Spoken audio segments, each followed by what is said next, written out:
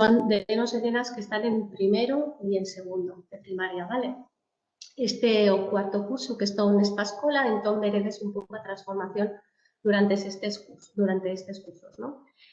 Para min a palabra liberdade é a palabra que me acompaña dende toda a miña vida, dende que nacín. A liberdade sempre foi unha cousa que estive buscando, que, bueno, no contexto no que estaba, escolar, familiar, bueno, no contexto social, pois era unha palabra bastante necesaria. Hoxe en día, co tema, coa situación concreta na que estamos, pois tamén é unha palabra bastante necesaria. Sempre o que reivindico de cara aos nenos é esta liberdade, que era a liberdade que eu quería cando era nena, e a liberdade tamén que quero para os nenos e as nenas. Liberdade, movimento libre, xogo libre, que este libre é super importante, non só xogo, non só movimento, sino libre. Vale? Entón, os espazos ambientes de libre circulación son uns escenarios magníficos, unha oportunidade magnífica para os nenos e as nenas de infantil, porque o que, sobre todo, de alguna maneira intentan desenvolver son a actividade espontánea. E a actividade espontánea é unha característica e necesidade básica dos nenos e as nenas de infantil. Os nenos e as nenas de primeiro e segundo de primaria tamén continúan tendo esta necesidade, porque parece ás veces que cando os nenos e as nenas pasan a primaria, ¿no? Como que se transforman en algo que ninguén sabe ben que é, pero que de repente pues, os nenos e as nenas teñen que estar sentados nunha cadeira despois de estar en infantil nun ambiente máis ou menos digo porque depende do sitio, ¿no? Depende da escola, máis ou menos con liberdade para moverse, para o xogo, ¿no? Porque como que hai permiso, que permiso é unha palabra tamén super importante, hai permiso para xogar, porque total, os nenos e nenas de infantil tampouco son en unha etapa moi importante. Para min sí que é, pero digo socialmente, ¿no? Porque os nenos e as nenas o que van aí a xogar, a pasalo ben, ¿no? E temos unha imaxe así das mestras de infantil, pois que total tampouco fan unha cousa, acompañan eses nenos facendo iso, ¿no? Sin embargo, é unha etapa super importante, igual que a etapa 03 básica, ¿no? E garantir espazos no que os nenos e as nenas podan desenvolverse de maneira libre é fundamental. Entón, o que vou a mostrar é, pois, un pouco esta idea, ¿no? De actividade espontánea, de xogo e movimento. Vale, e antes de comenzar, un pouco para ilustrar esta idea, a través de como unha especie de metáfora, vou a poñer un vídeo, bueno, Carlos vai a poñer un vídeo que se chama Tandem, e me gustaría que, bueno, que o miredes e intentedes ver pues, esa metáfora, ¿no? de cambio de perspectiva, porque en realidade os ambientes espazos de libre circulación non son un cambio de metodolóxico, que as veces dicen, sí, é un cambio, as cousas diferentes, non? É como unha mirada totalmente diferente a todo o que ten que ver coa nosa práctica educativa, absolutamente todo, é como, ¿no? Facer un xiro e a nosa mirada está posta absolutamente nos nenos e as nenas. Eles son os protagonistas, ¿vale? Reales de aprendizaxe. Pois nada, imos a ver ese vídeo e imos a ver esa metáfora.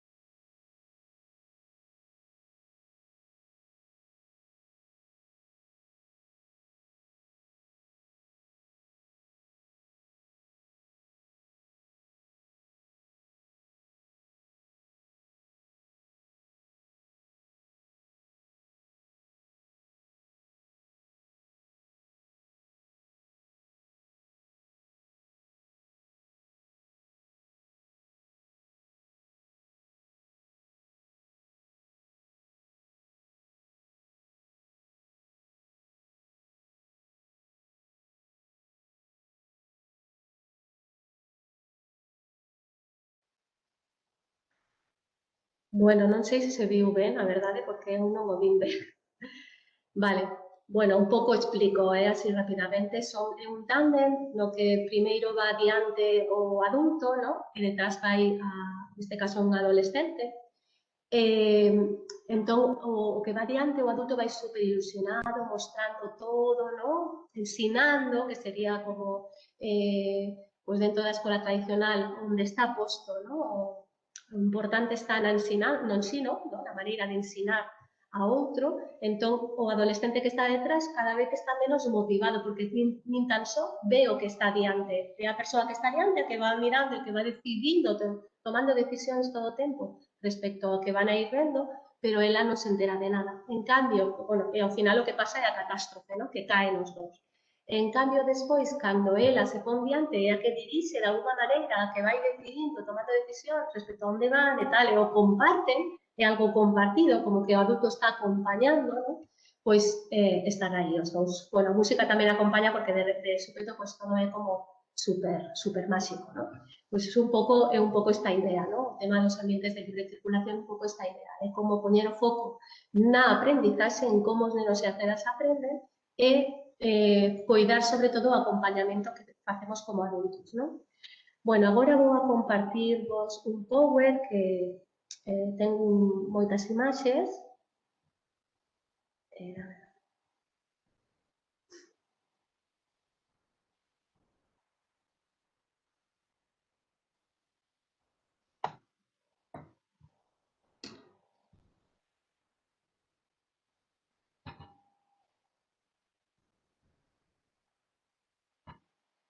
Vale. Este é o espazo de aula deste curso que, bueno, o que vou vos a mostrar é un pouco a evolución, porque, claro, cando comecei a transformar este espazo, non era así, evidentemente. Se vos dades conta, hai como unha columna no medio do espazo, porque este curso, co tema da pandemia, como é un grupo bastante numeroso, que son 23 nenos, decidiuse de tirar o tabique que había en medio de dúas clases. Entón, teño a sorte de contar con un espazo que son dúas clases, en realidade dúas aulas. E, ademais, hai fiestas dun lado e de outro, polo tanto, pues, a ventilación é bastante ventilación, ¿no?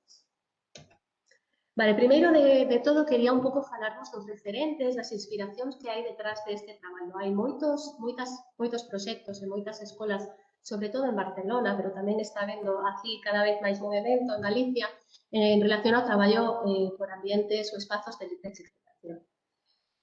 Por suposto, unha inspiración para mí o nacemento do meu primeiro fillo, que evidentemente eso sempre remove un montón, ser nai, buscar o mellor para o teu fillo, intentar ser o máximo respetuosa cos seus procesos. Non escoitades? Escoitades ben? Hola, non sei que pasa. Aquí sí que se escoita ben. Non sei se ten algún problema María José. Por resto escoitades? Escoito ben. Escoitas. Vale. Perfectamente. Vale, menos mal. Vale, pois o nacemento tamén do meu primeiro fillo, o que fixo é que cando eu tiña que buscar unha escola para él, cando cumpriu os 3 anos, pois primeiro levoume a coñecer a Rebeca Will, que para mí Rebeca Will, escoitar a Rebeca Mauriz na Universidade Autónoma de Barcelona foi unha pasada, foi como eso que eu buscaba, non? Unha cousa buscaba eu que non quería, pois, non vibraba co libro de texto, coas fichas e demais, buscaba unha maneira diferente de estar e acompañar os nenos. E as lecturas, despois escoitar e formarme, porque tiven a sorte de formarme con Rebeca Will, pois foi como, isto, non? Isto era o que eu buscaba. Rebeca Will, bueno, fala de moitas cousas, recolle o termo de ambiente preparado de María Montessori, pero unha das cousas tamén que recolle que para mí é super interesante é o biólogo chileno Humberto Maturana, que fala de como todo organismo vivo ten dentro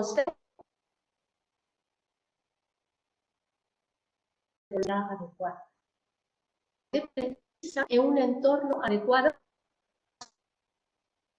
e sempre poñían o semente, non? Unha semente xa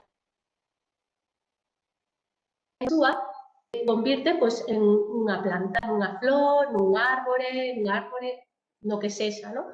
O que precisa son esas condicións, esa auga, ese sol, non? Eses nutrientes que precisa pois, para crecer, vale? Pero esta idea me parece súper interesante porque o que fala en realidad é un aprendizaxe de dentro para fora e non de fora para dentro como será habitualmente, non?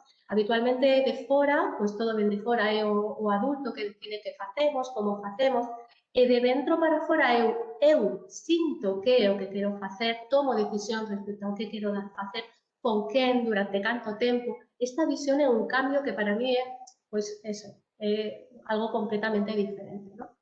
E isto, pois, nada, o escoitei por primeira vegada con Rebeca, ¿vale? Ela, co seu marido, crearon un proxecto que se chamaba El Pestalozzi, en Ecuador, despois se transformou, foi como unha especie de escola que despois se transformou nun proxecto de vida alternativo. É super interesante porque antes de ter o Pesta, eles intentaron facer como un proxecto na casa para o seu fillo e con outras familias que eran veciños, e compraron un montón de material Montessori. Contaban a anécdota de que o seu fillo co que máis xogaba era coas caixas dos materiais. E desta maneira se deron conta que sí, que é importante que haxa materiais estructurados, ¿no? Como son os materiais Montessori, pero que é super importante, fundamental, e máis na etapa de educación infantil, o material non estructurado, vale? Entón, os nenos e as nenas necesitan moito material non estructurado para a súa manipulación, para o xogo con este material. É iso, bueno. E despois, pois iso, todo tipo de materiais sensoriais, como area, auga, ¿no? Todo tipo de xogo con este tipo de materiais que xeran estas sensacións. Vale? Outro referente super importante, porque foi a escola onde levei o meu fillo primeiro e despois onde traballei durante 5 cursos, que transformou totalmente a miña maneira de ver a educación, é a escola en Martinet, en Ripollet. Esta escola, este espazo que vedes por aquí, é un dos espazos dun grupo de referencia, dun grupo de idade, era un grupo de 5 anos, é o ambiente da natura, vale?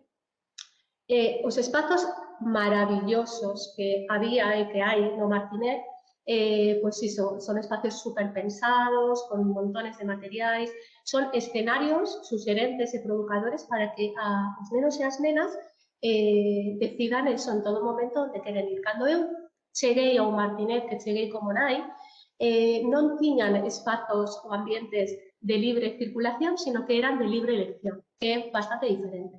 É outra idea. Eles o que facían era o luns, os nenos e as nenas escollían o espazo onde os nenos querían ir, ¿no? Cada neno decidía, pero claro, imaginade, nun grupo de 25 nenos, pois igual os 5 de primeiros, pois sí que decidían, pero os últimos xa era o que quedaba, porque había un determinado número de plazas, por decirlo de alguna maneira, para cada espazo.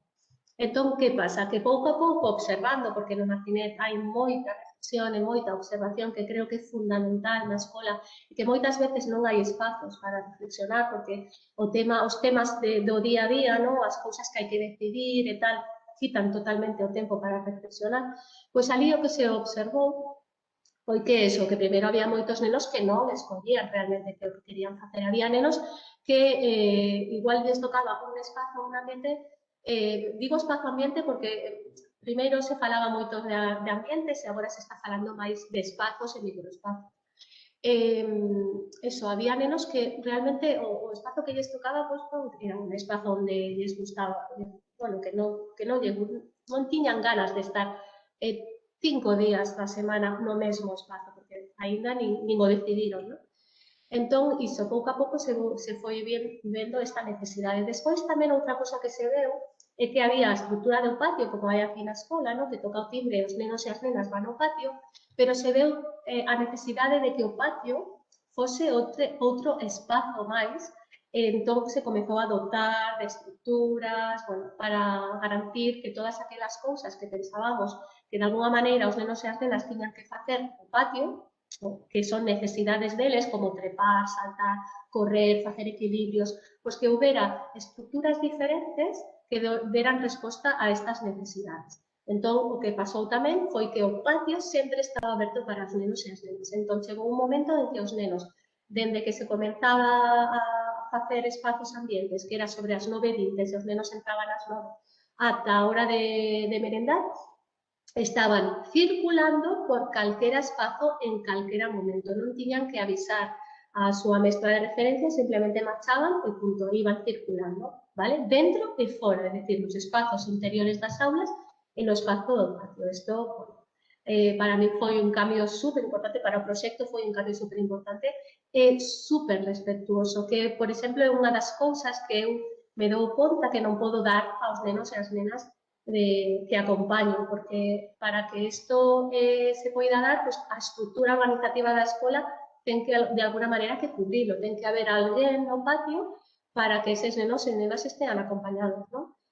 Pois iso, na estrutura na que estou, pois non é posible, non funciona así, vale? Hai nenos e nenas que precisan de moita actividade motriz. Non quero decir que durante todo o tempo, pero sí que hai momentos nos que lle sería fenomenal poder sair, correr, vale? Xogar e despois volver a entrar a facer actividades como máis de concentración, máis tranquilas, vale? Bueno, isto, para min, acompañar desta maneira e estar desta maneira cos nenos foi un aprendizaxe bestial. Para estar con estes nenos e estas nenas desta maneira hai que facer moito traballo persoal, hai que ser moi capaz de estar presente, disponible aí todo o tempo para acompañar adecuadamente os nenos. Para, por exemplo, cando están ante un conflicto, actuar ou intervir só se é preciso e necesario, vale? Outro referente, as escolas de Reggio Emilia, que o Martinet era moi regio, vale? Reggio fala do espazo como tercer mestre, porque nas escolas de Reggio Emilia, nas aulas, hai 2 mestres. O terceiro é o espazo. Imaginade a importancia que lle dan ao espazo, non? Despois, o tema da beleza estética, son espazos super bonitos, super cuidados, e despois o tema das provocacións, de colocar aí pois materiais, instalacións, o que sexa, para provocar aos nenos e as nenas.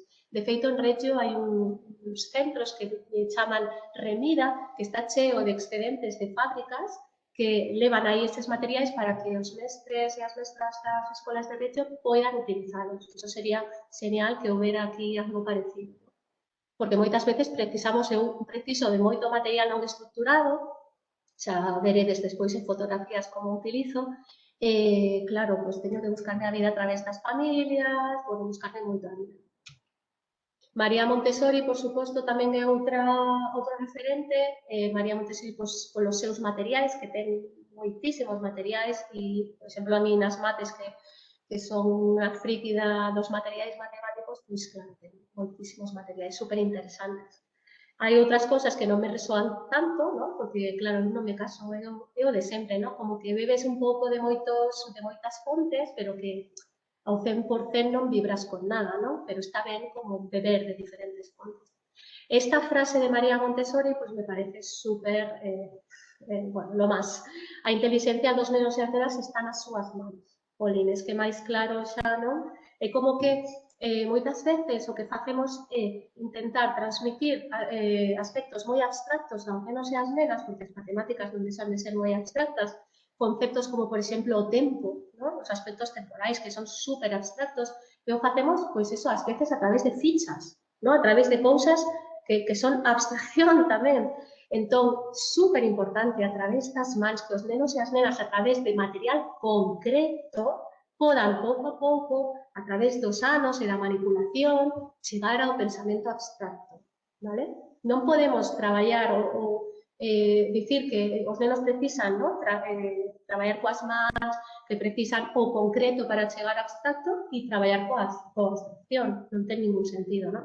Outra cousa que María Montessori, bueno, María Montessori sería para falar aquí, pois, de toda a tarde, pero outro aspecto que María Montessori fala, que considero que é superimportante, é o tema dos períodos sensibles, ¿no? Que fala como de que os nenos e as nenas pasan por momentos de especial interés en algún aspecto concreto. É importante como estar super atenta a eses intereses para darlle resposta nese momento, porque senón ese interés pasa e hai que aproveitalo, non? Entón, estar moi atento a que cousas lles interesan aos nenos, a dar permiso aos nenos e ás nenas para que fagan as súas demandas, e para que transformen os espazos, para que a través de esa escoita, é importante que nós fagamos como adultos, poidamos ir facendo transformacións nos espazos, incluendo o material diverso que responda a esas necesidades que eles van tendo, ¿no? Porque non pode ser que o espazo sexa sempre igual, que sempre estean durante todo o curso os mesmos materiais. Hai que ir como variando en función destes intereses, vale? Tamén fala, por exemplo, entre outras cosas, tamén de poñer límites ao xogo dos nenos e as nenas.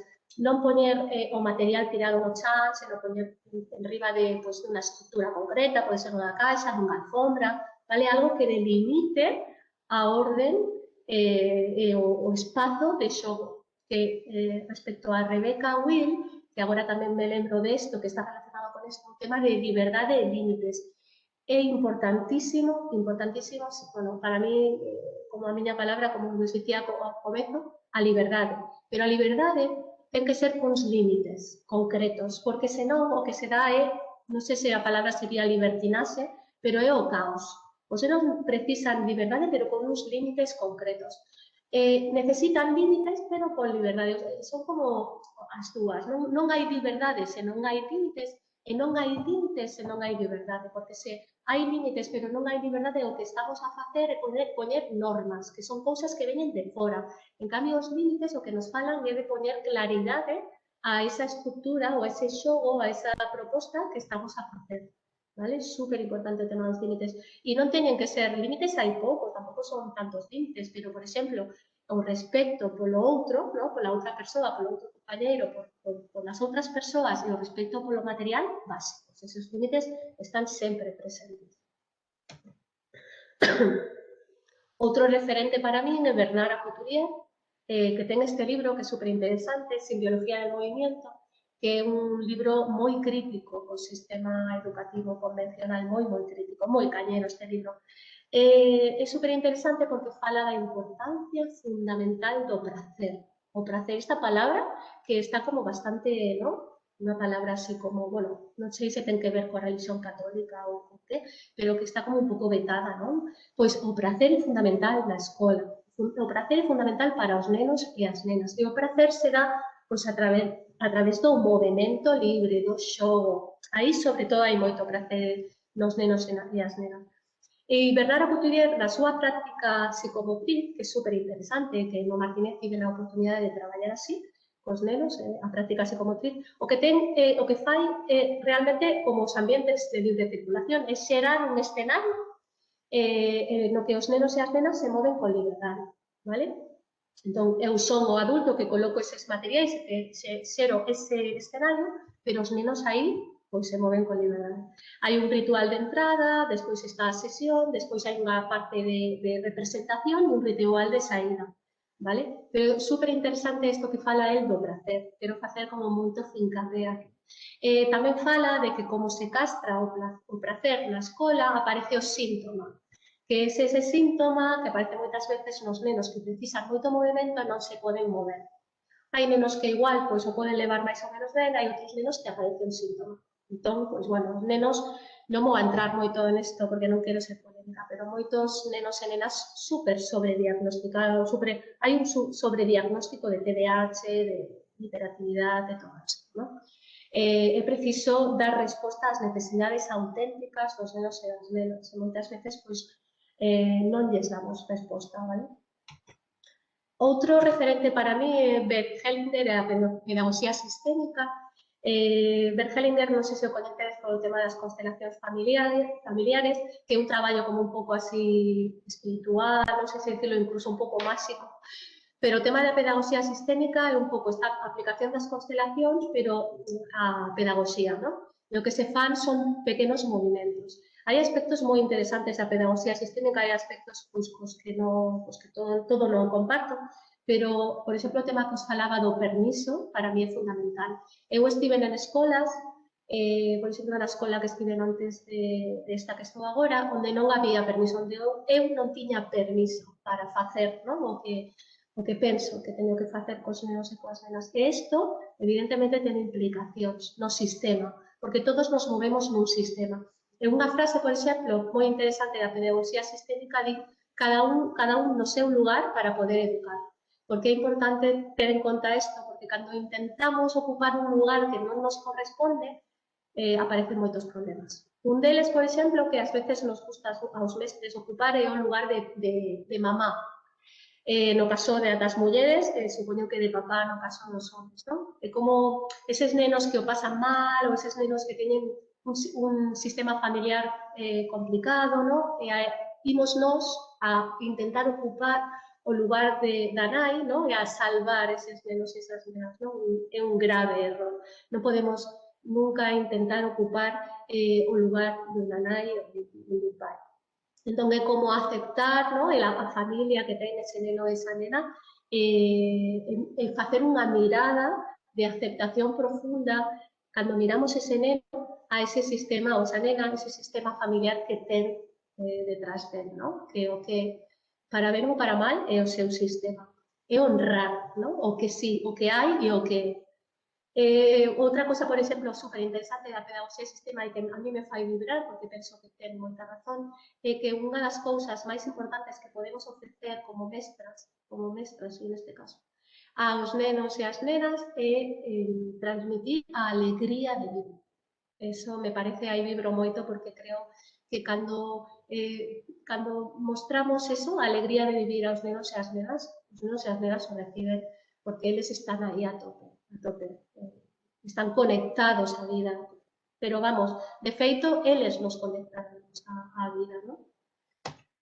Bueno, outro referente tamén é, por suposto, a miña segunda filla, é Quart Crescent, que foi un proxecto no que foi ela cando tiña 2 anos, e mostroume unha cousa que eu non tiña tan clara, porque Quart Crescent era un proxecto precioso, con poucos nenos, 10 nenos, non era un proxecto como Martinet, con espazos increíbles, con materiais alucinantes, era moito máis modesto nese sentido, pero tiña un acompañamento bestial. Unhas persoas que estaban acompañando aí, super traballadas a nivel persoal, con terapia gestal, bueno, con un traballo moi profundo e o acompañamento era exquisito. Entón, eu aprendín e tiven claro a partir de aquí que o recurso máis importante sempre somos nós. Que podemos ter espazos moi bonitos, materiais increíbles, pero o máis importante é o noso acompañamento. E para iso, por iso é preciso facer traballo persoal, vale? E cando digo traballo persoal, quero decir conectar, non? Por exemplo, cando tes un neno, eu teño 23, imaginade, teño aí de todo, diversidade a tope. Entón, cando hai un neno que te move, especialmente, non? Que te move as entrañas, que te aparece a rabia, non? Pois conectar con iso, darte conta que teu, que é unha cosa túa, bueno, respirar e ser capaz de estar presente de maneira respetuosa, ter unha mirada respetuosa cara a ese neno. Pois dende aí, pois calquera cousa, porque os nenos e as nenas nos removen moitas cousas. O movimento dos nenos e das nenas, eu sei de xente que chegaba ao Martinet, xente, por exemplo, imaginade, pois, mestres que se poñían enfermos. Entón, viña un sustituto ou unha sustituta, había alguna que entendía o que pasaba aí, pero había outros que non, que lle removía moitísimo de súpeto ver como todos os nenos e as nenas se movían por todos os espazos. Bueno, pois que todo isto move moitas cousas que teñen que ver coa nosa infancia, o noso sistema familiar, e todo iso é importante traballar. Na pedagogía sistémica, eu fixen un curso en Barcelona e despois acabei aquí en Santiago.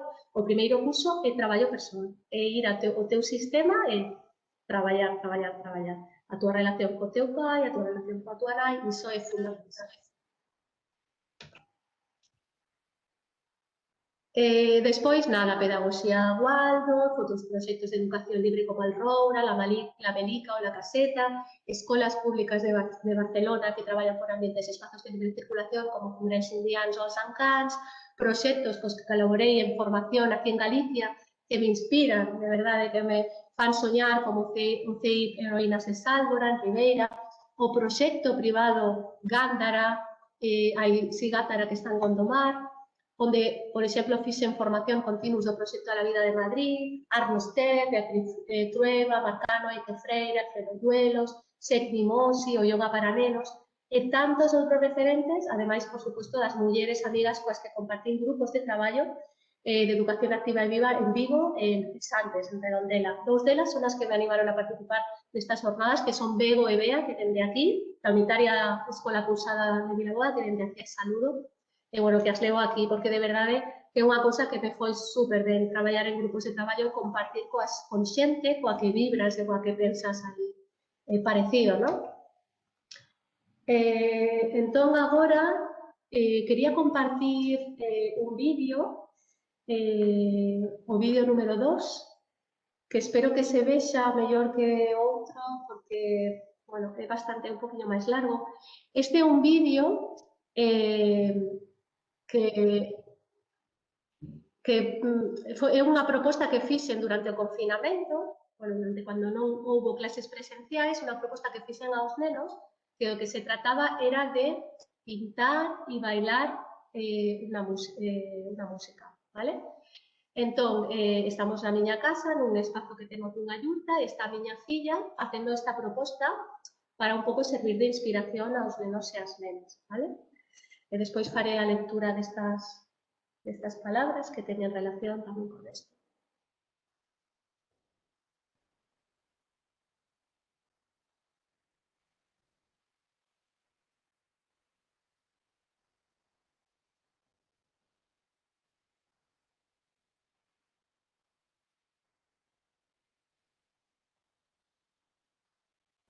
Hola. La propuesta que os traigo hoy y ahora es la de pintar y bailar al ritmo de una música. Se trata de que escojáis una música que os guste y la bailéis y al mismo tiempo la pintéis. ¿Cómo se puede pintar o dibujar una música? Vamos a ver cómo lo hace Lua.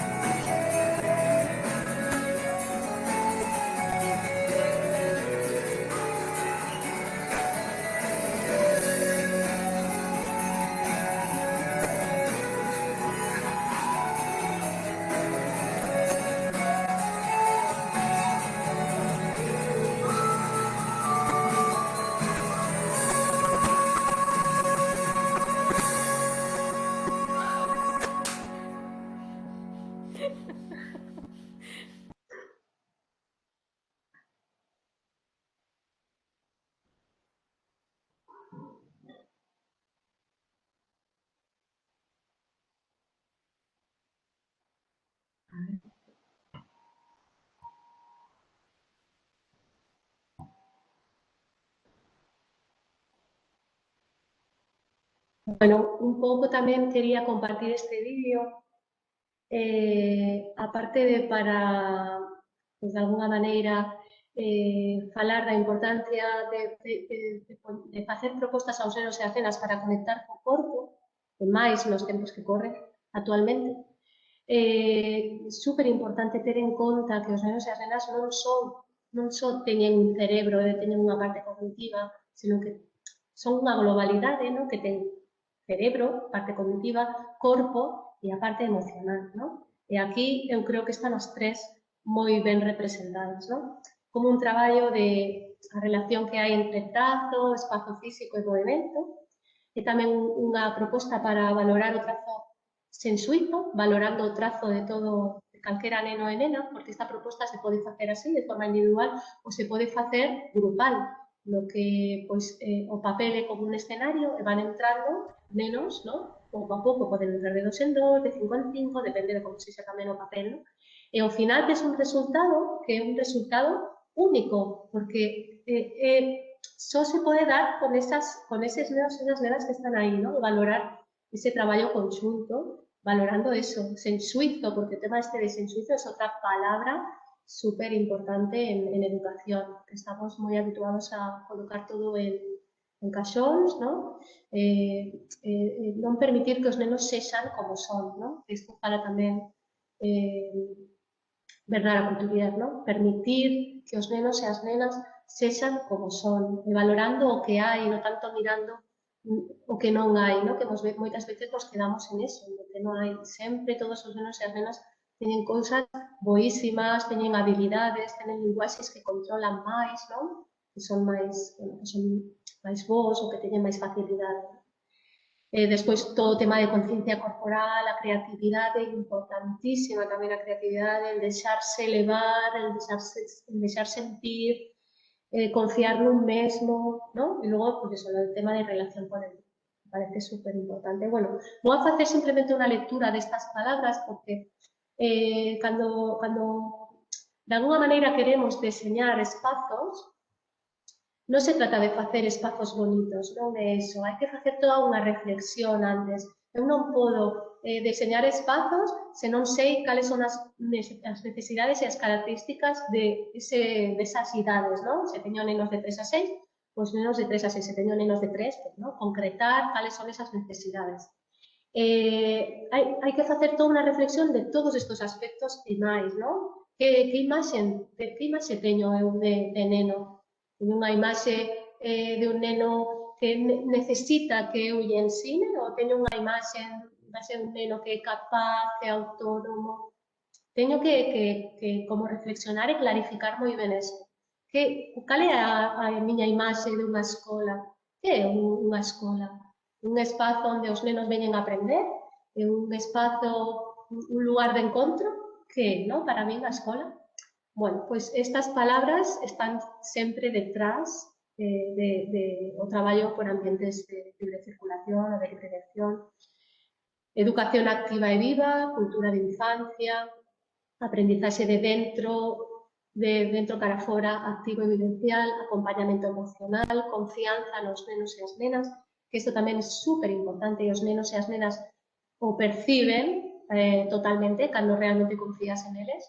Presenza do adulto que acompaña, ambientes preparados en función das necesidades dos nenos e as nenas, autonomía e exploración, materiais, espazos e microespazos, elección e toma de decisións, liberdade e límites, respecto, pertenza e vínculo, creatividade, actividade espontánea, movimento e xogo libre, autorregulación, manipulación e experimentación, contacto coa natureza, benestar, prazer e desexo, tempos e ritmos tranquilos e reflexión. Vale? Bueno, entón agora vou a comezar a través de imaxes a mostrarvos este traballo de transformación que fixen en unha escola onde estou agora mesmo. E como vos dicía, este é o cuarto curso que estou aquí, ¿no? Espazo como mestre, posibilidades que ofrece, espazos de circulación e, bueno, vais a ver imaxes sobre o proceso de transformación. Primeiro, que espazo me atopo eu, non? Pois, bueno, unha escola pois, dos anos 70, principio dos anos 70, creo que agora vai a facer o curso que ven 50 anos. bueno, unha escola bella, pois coas paredes verdes e blancas, co chan horrible, coas fiestras de orixe, bueno, parece mentira que un espazo así, a verdade, se poida transformar en algo máis ou menos amable, estético, vale? Que vou vos a mostrar a transformación pois eso, a través de poucos recursos, dos recursos que podedes ter calquera de vos. O digo porque ás veces, non? Como se un ve, por exemplo, os espazos do Martinete como imposible, porque eu non podo ter ese presuposto, porque, bueno, porque non podo, porque é imposible, non? Sempre se pode transformar algo, sempre se poden facer cousas, vale? É importante, eu o que quero é que quede claro que se poden facer, non tiven máis cousas que calquera outra persoa, que sempre se poden facer cambios, serán, pois, se axustarán máis a idea que a mí me gustaría ou menos, pero sempre podo camiñar cara a eso, cara a poder xerar espazos, escenarios, no que os nenos e as nenas podan actuar con liberdade. Porque unha das cousas que hai que ter claro, o que é importante ter claro, é que se fago espazos para que os nenos e os nenos e as nenas se movan neses espazos, ten que haber moitos momentos de liberdade, de actuación neses espazos de forma libre. Non o podo ter como un escenario no que fago propostas moi concretas, en liberdade, quero dicir, isto é para que os nenos e as nenas xeren actividade espontánea. Ese é o máximo obxectivo de a creación destos espazos. Vale, para facer estas primeiras transformacións, pois o primeiro que pensei pois, é que tipo de que necesidades teñen os nenos e as nenas de 6, 7 anos, vale? Concretar o que vos dicía, ¿no? A miña idea de infancia, un espazo ben deseñado ten implicacións no estado emocional, no benestar e a neurociencia, aínda que non o día a neurociencia non o sabemos, porque acompañamos nenos e nenas desde hai tempo, pois sabemos que incide directamente na aprendizaxe, igual que estar nun contexto, por exemplo, na túa casa, se estás nunha casa que estás cómoda, que ten unha estética que te gusta, o espazo onde estás, te xera benestar. Se en cambio estás en un espazo pois, que estás aí provisional, non? Que non te gusta, pois non estás igual de ben, non? Pois o mesmo a escola. Non se trata de facer espazos que sexan como unha casa, pois sí que se trata de facer espazos onde un se sinta ben, que sean espazos coidados, onde os materiais estean moi ben pensados, onde se note que hai amor, que hai coidado, non? E, bueno, por suposto, reflexionar de como será este acompañamento, ¿no? Nestes espazos. Espazos nos que podamos movernos en liberdade, é dicir, que non haxa todo cheo de mesas e cadeiras, porque aí non nos poderemos mover, e espazos para o descubrimento, para a autonomía e para a aprendizaxe, vale? Bueno, primeiro vou vos a ler como así como uns adxectivos que me parecen como importantes detrás desta mirada de infancia, ¿no? Capaz, autónomo, curioso, inquieto, cando digo inquieto, inquieta tamén, activo, perfecto, atrevido, individual e único, feliz, espontáneo, explorador, ¿vale? Esta é a visión que hai detrás desta transformación. Bueno, o primeiro que fixen simplemente foi como facer pequenos microespazos, ¿no? Como facer territorios que foran, de alguna maneira, funcionaran, hubiera claridade neses espazos, por exemplo, este que se ve aquí é o espazo matemático, ¿no? No seu inicio, antes de que comenzaran os nenos no primeiro curso. Isto vai a ir evolucionando pouco a pouco. Pero aquí, pois, está claro que estes son os materiais que hai e este é como o espazo onde os nenos e as nenas poden utilizar este material, ¿vale? Este de aquí é outro espazo, que no comezo pois, en un cutrillo, pero que pouco a pouco pois, foi tamén mellorando. Aquí hai outro espazo, bueno, definindo, ¿no? Este é o espazo lingüístico, aquí pois, inicia o espazo artístico, e isto sería como un pouco pois, quitar todo aquilo que estaba nas paredes, que sobreestimulaba, que daba como a idea de ruido, ¿no? Porque é importante, pois, iso, que haxa como espacios neutros, sen tanta información. E aquí no medio quería poñer, que despois se puxen, o espazo da asamblea, porque en primaria, en infantil, tamén é importante que haxa pequenos espazos de asamblea, pero xa en primaria eu creo que cobra máis importancia, ¿no? O tema do grupo, os nenos de infantil, pois, están máis no seu, ¿no? Os nenos de primaria comezan a poder abrirse a outro, comecen a poder abrirse a outro. En primeiro e segundo ainda lles custa bastante, pero creo que xa se pode facer un traballo. E aquí nada, pois as primeiras semanas de clase, pois os nenos manipulando o material de maneira libre. Este é como un microespazo de xogo libre, de composicións, vale? De construcións tamén.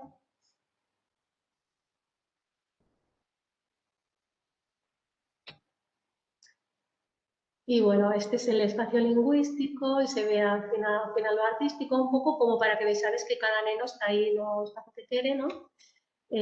Traballando. E este é o espazo de asamblea, ¿vale? Que onde nos reunimos todas as mañás, nada máis chegar, facemos asambleas e despois do patio volvemos a hacer unha asamblea.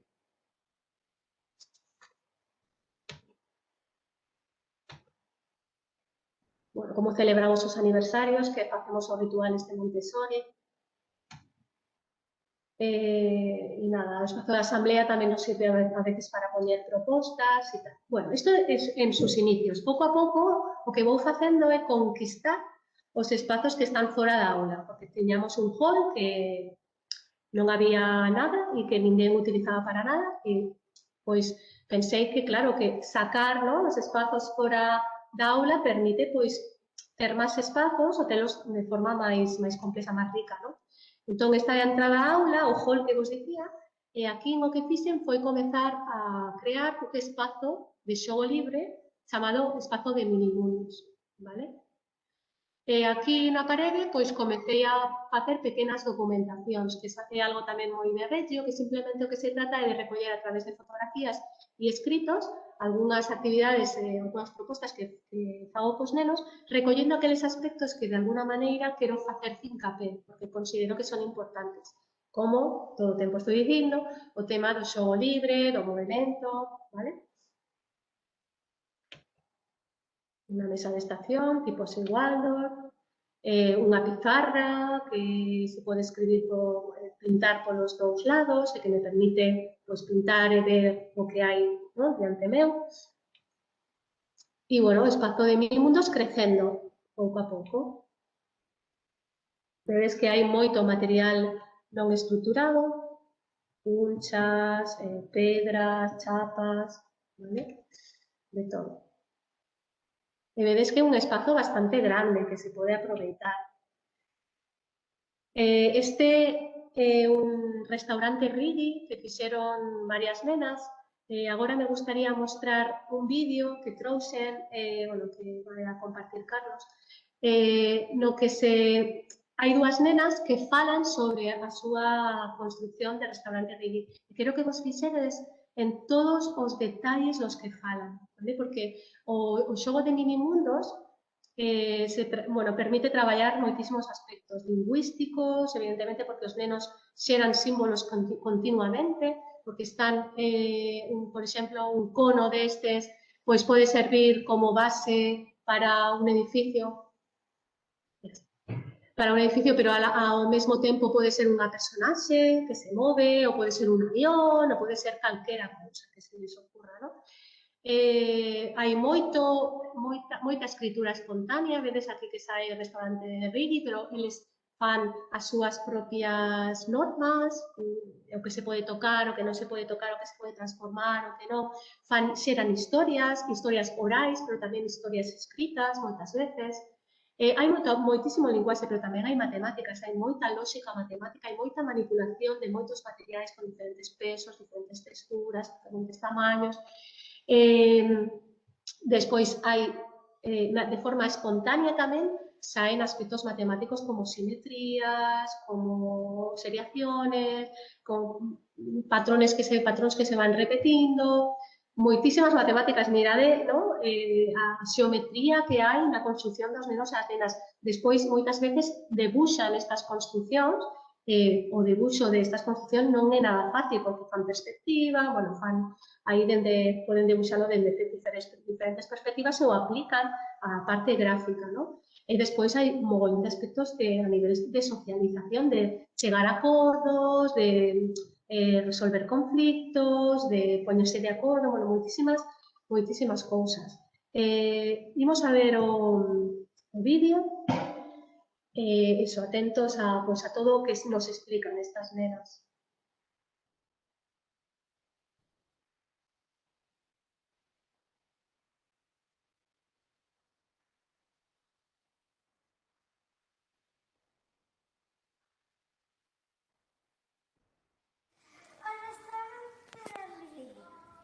Aquí hay una piscina para verano, bañarse.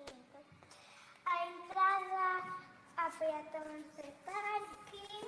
Sí, un parking con entrada. Aquí está cocina, que estos son los platos. Aquí agarramos con cucharón. Después aquí está la cocina para sentar. Y por aquí guardan a comida toda. É como unha despensa? Sí. Aquí as mesas e máis mesas. Estas mesas son para pequeños, as pequeñitas. As que son as pequenas. As pequenas. E as grandes. Tamén poden ser as grandes. Aquí é unha zona onde hai arco da vella e hai mesas. Nas mesas. Por aquí está a sala do río. Para bailar e... Non me interrumpo. A sala do río para bailar. Aquí e despois aquí están máis mesas e aquí está o baño. Ese o lavabo que se está caendo.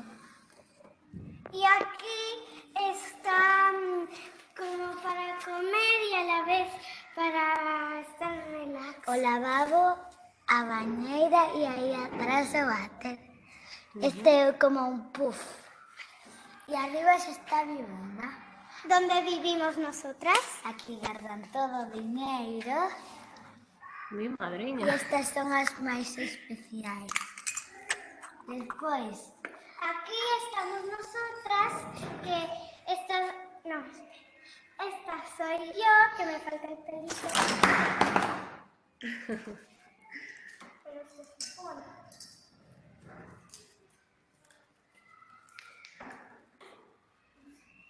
Esta es Faya. Y esta es Irene.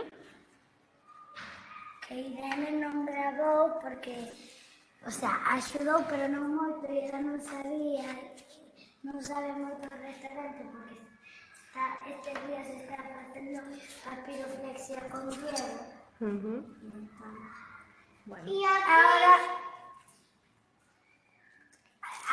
esto, aquí, unha sala de xogos, que estos son as... Para jugar a la bolera. A bolera. Este como estos que xira, un tobogán. Por aquí para hacer construccións. Y aquí una cama elástica. Aquí tenemos el salón. Libros y más libros. Y hay una cosa que puede engañar. Y aquí están los sofás, la tele. Y tenemos los teles. E agora digo eu. Aquí guardamos moitas teles, diferentes teles para cambiar de canal. Por exemplo, se queren ver isto que é de manualidade, fan como cambian de canal comando e o ponemos aquí a tele. Y aquí está el mando. A ver, ¿qué puedo? Ahí el mando. Está genial. Y ya vamos a abrir el restaurante porque tenemos que hacer un cartel de haberte pisado. Porque ya está. Y la más sorpresa es que está la Torre Eiffel encima de nuestro restaurante. Y pues ya está. A ver si viene gente. Pues moitas grazas, chicas.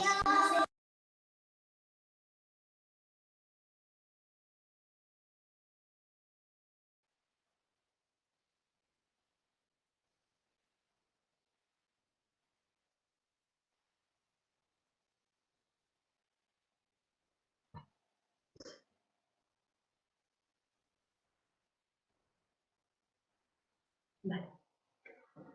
Bueno, esta é a documentación que antes se vía, pero se vía dende máis lonxe, se chama Historias Proxectadas. Simplemente pois eran diferentes propostas que fixemos de crear historias con sombras chinas e creo que os retroproxectores. Sí. Entón, máis que nada, pois iso, creo que é importante e, sobre todo, creo que é máis importante cando se traballa desta maneira, que moitas cousas non son visibles porque non queda recollida unha ficha, ¿no? Unha que, pois mira, pois fixemos isto, ¿no? Pois de alguna maneira queda recollido o que se vai facendo e tamén se dá visibilidade a aspectos que moitas veces pois, non se inclúen na escola, ¿no? Non se teñen tan en conta como pois, o tema do xogo, ¿no? Que estou todo o tempo reivindicando. Entón, creo, ademais de que creo de que permite moito investigar, como poñerse á altura do neno e da nena, porque hai que facer moitas fotos, ¿no? E que está como moi atenta ao que fan os nenos e as nenas, é unha maneira de reflexionar de maneira profunda sobre o que fan. De feito, eu me dou conta de que, aínda que non faga moitas documentacións, porque non me dá a vida, a verdade, sí que o feito de poñerme a facer fotos, de poñerme á altura dos nenos, a interesarme por aquelas cosas que fan, porque teño moitísimas fotos, fago moitas fotos do que fan os nenos e as nenas, me fai profundizar en eso que están facendo, en eso que levan entre mans.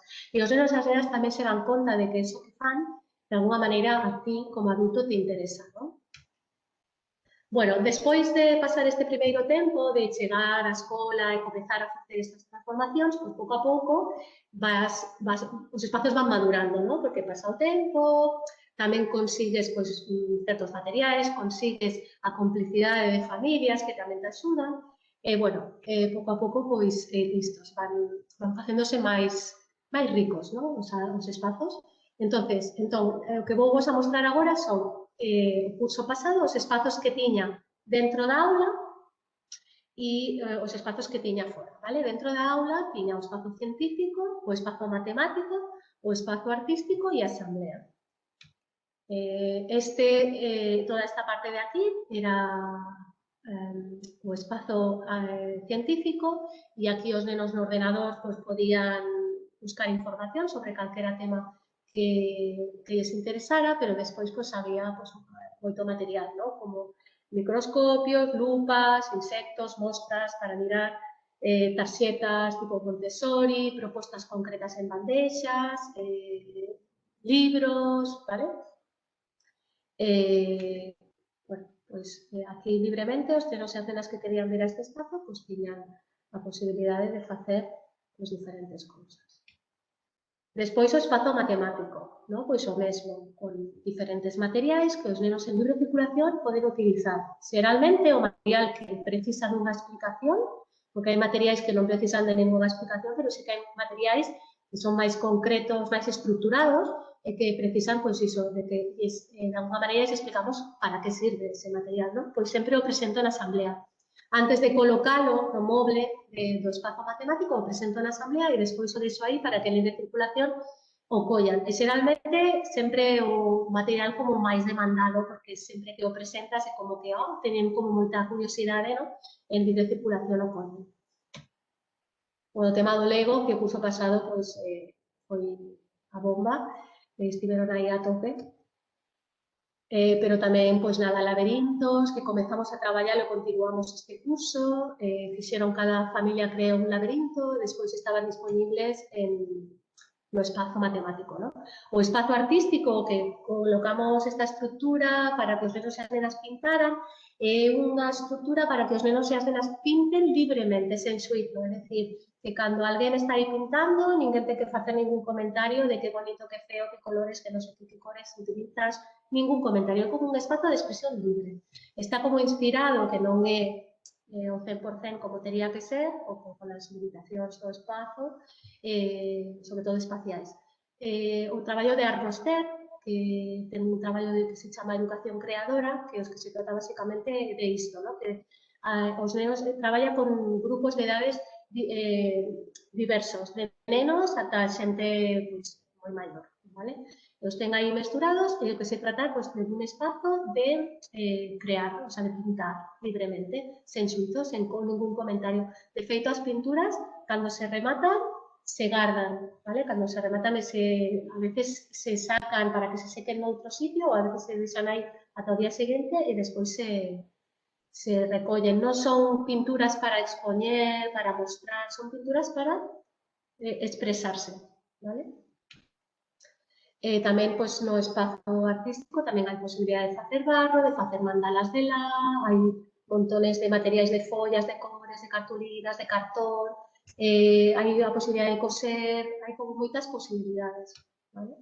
O espazo da asamblea sempre o utilizamos tamén para os aspectos de movimento. Isto, por exemplo, é unha cousa que se chama dapo, que é un trapo que os nenos van xirando, que tens que ter certa habilidade para poder xiralo que de voltas ben, pero tamén utilizamos para aqueles materiais matemáticos que ocupan moito espazo e que non nos caben na mesa de un espazo matemático, pois o colocamos no espazo da asamblea, vale? Ten como estes usos. E, bueno, no espazo da asamblea facemos moitas cousas, desde todos os días, pois nada, saudarnos, vernos, todos os nenos e as nenas prácticamente cada día, bueno, todos os días, todos non, pero cada día hai nenos e nenas que queren compartir algo, libros que teñen algún material que queren incorporar e compartir cos outros nenos e nenas na aula e nos diferentes espazos, cousas que lles pasou, non? Un espazo de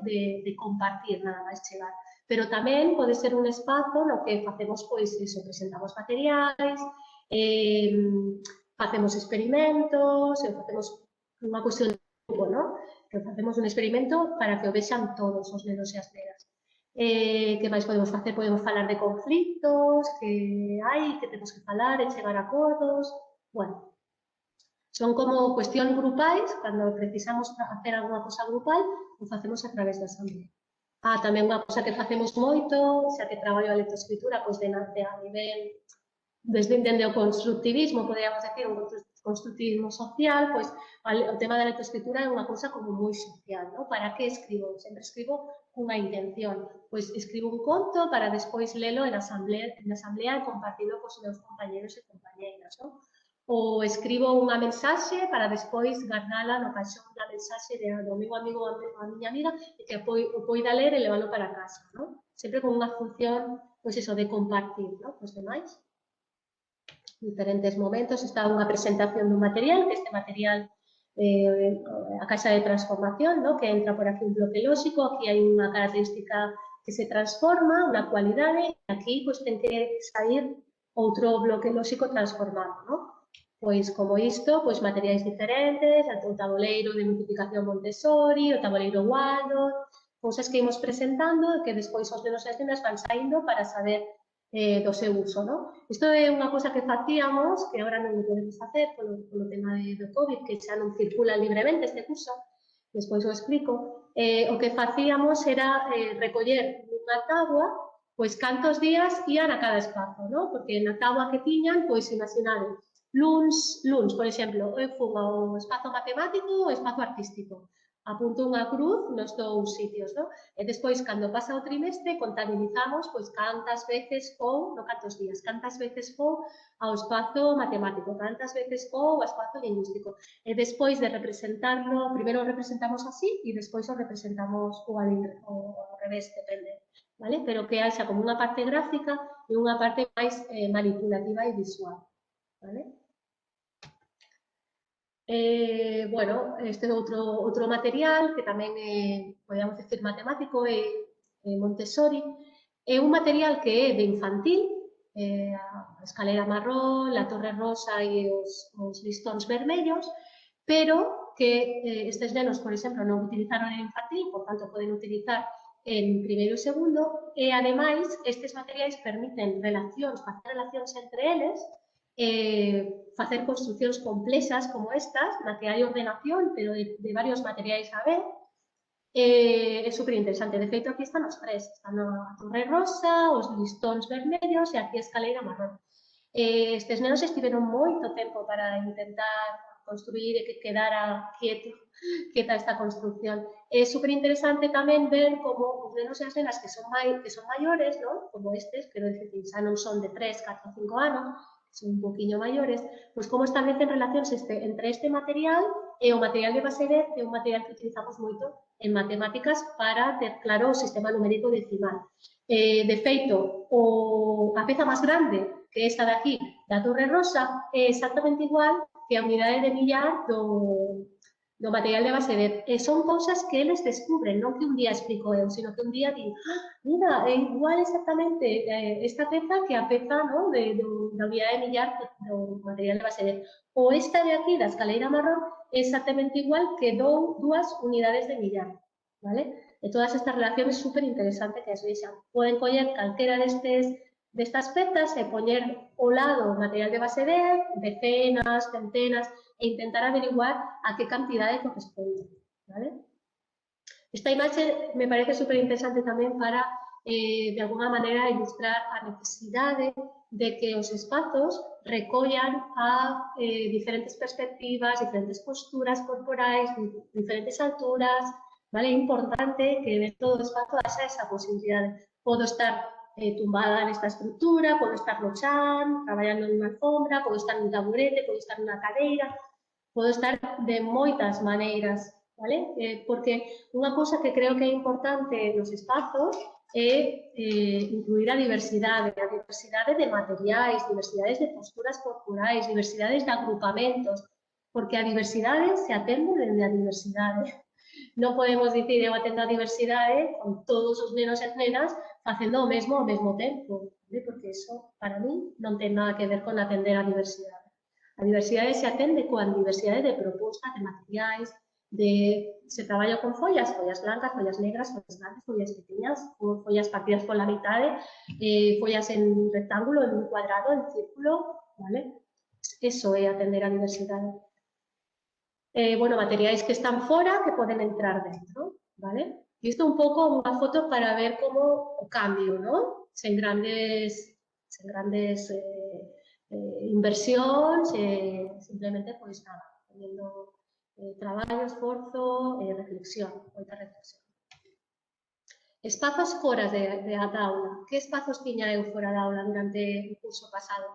Pois o espazo lingüístico, o espazo de construcións e a aula de minimundos, que durante o curso pasado tivemos a gran sorte de que tiñamos unha aula a nosa disposición para primeiro e segundo e construímos unha aula de minimundos, que era unha aula chea de estruturas e materiais para xogo libre.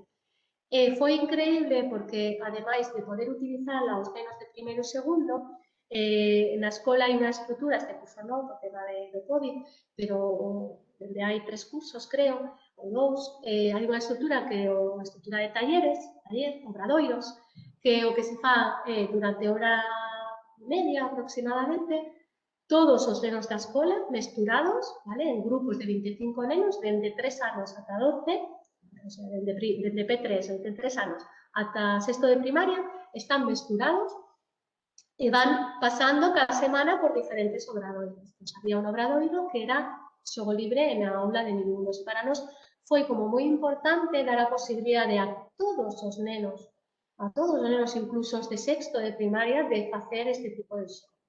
¿Vale? Bueno, nada, isto era o espazo lingüístico, no que aquí tiña caxón de sonidos Montessori. Estos son uns caxóns individuais onde en cada caxón hai o nome dun neno ou dunha nena. Entón, cando eu quero escribir unha mensaxe a María, pois escribo a mensaxe e despois lle coloco no seu caxón. Vale?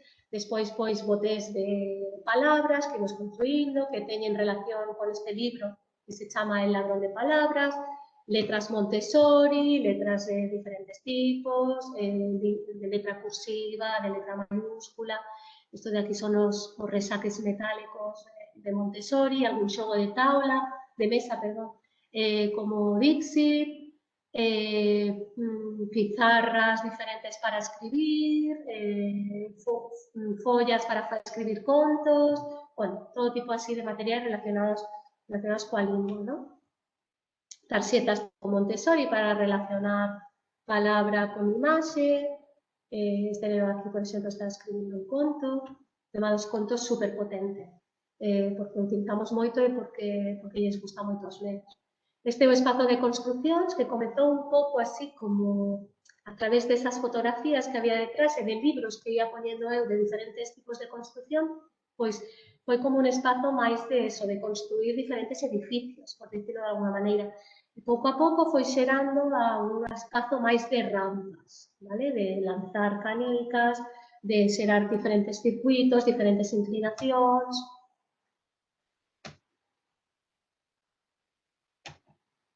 E, bueno, tamén se poden incorporar materiais diferentes como este que está no CEFORE de Vigo e que se pode coller en préstamo.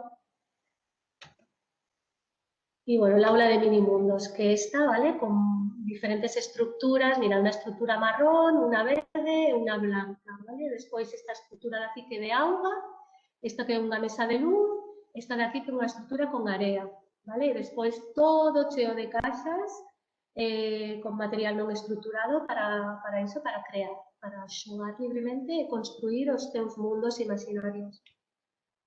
E isto foi unha escritura espontánea que apareceu aí nesta aula, que ponía minimundos. É algo para construir mundos. Bueno, minimundos, que? É algo para construir mundos pequeniños con a nosa imaginación.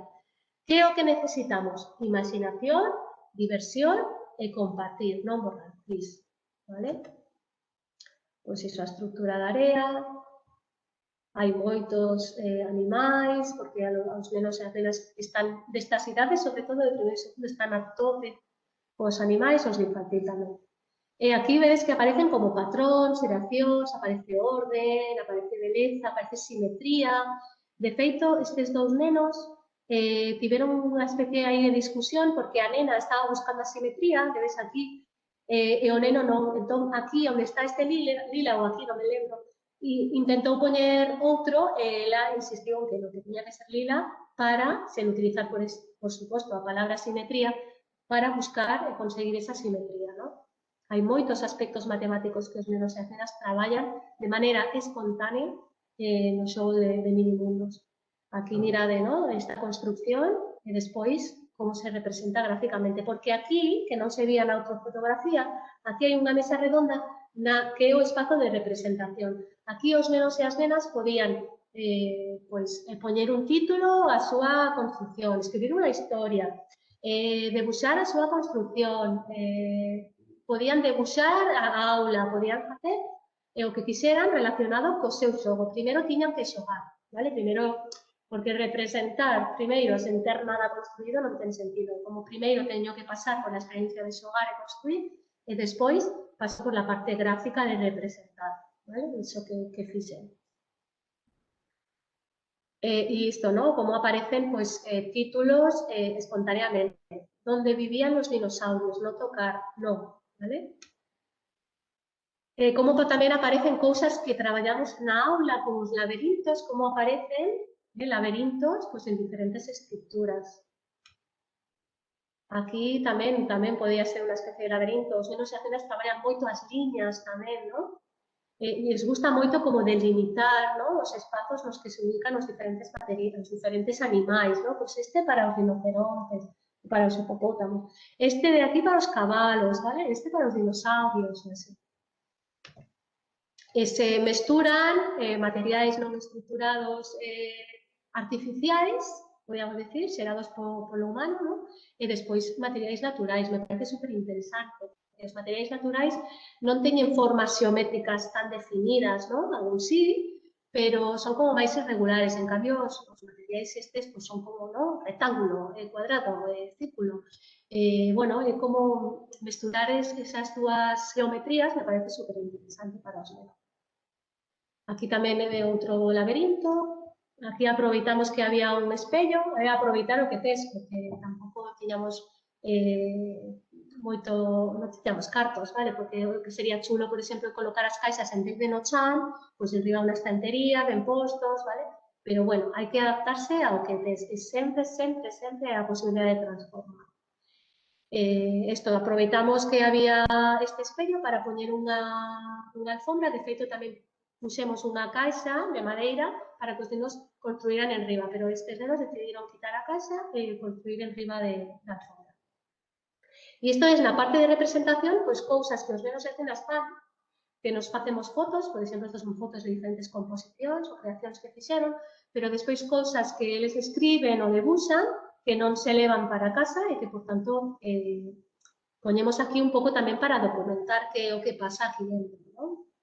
Títulos, la torre más grande del mundo, ¿no? Mi mundo, la torre de Bob Esponja, aquí hai o debuxo de las diferentes plantas, explicado que son las diferentes plantas deste edificio, e, bueno, títulos. Isto é unha libreta que se fixo un neno, cuaderno de minimundos, e isto é o debuxo da aula, que fixo unha nena. Vale, todo isto que vos ensinei ata agora pois foi como un proceso, ¿no? de transformación durante un tempo. Este curso nos atopamos pois, co tema do COVID e de que, bueno, en realidade vai a ser máis difícil permitir que os nenos e as nenas circulen libremente. Entón, o que fixe foi crear grupos de 4 ou 5 nenos e eses nenos van rotando por os diferentes espazos.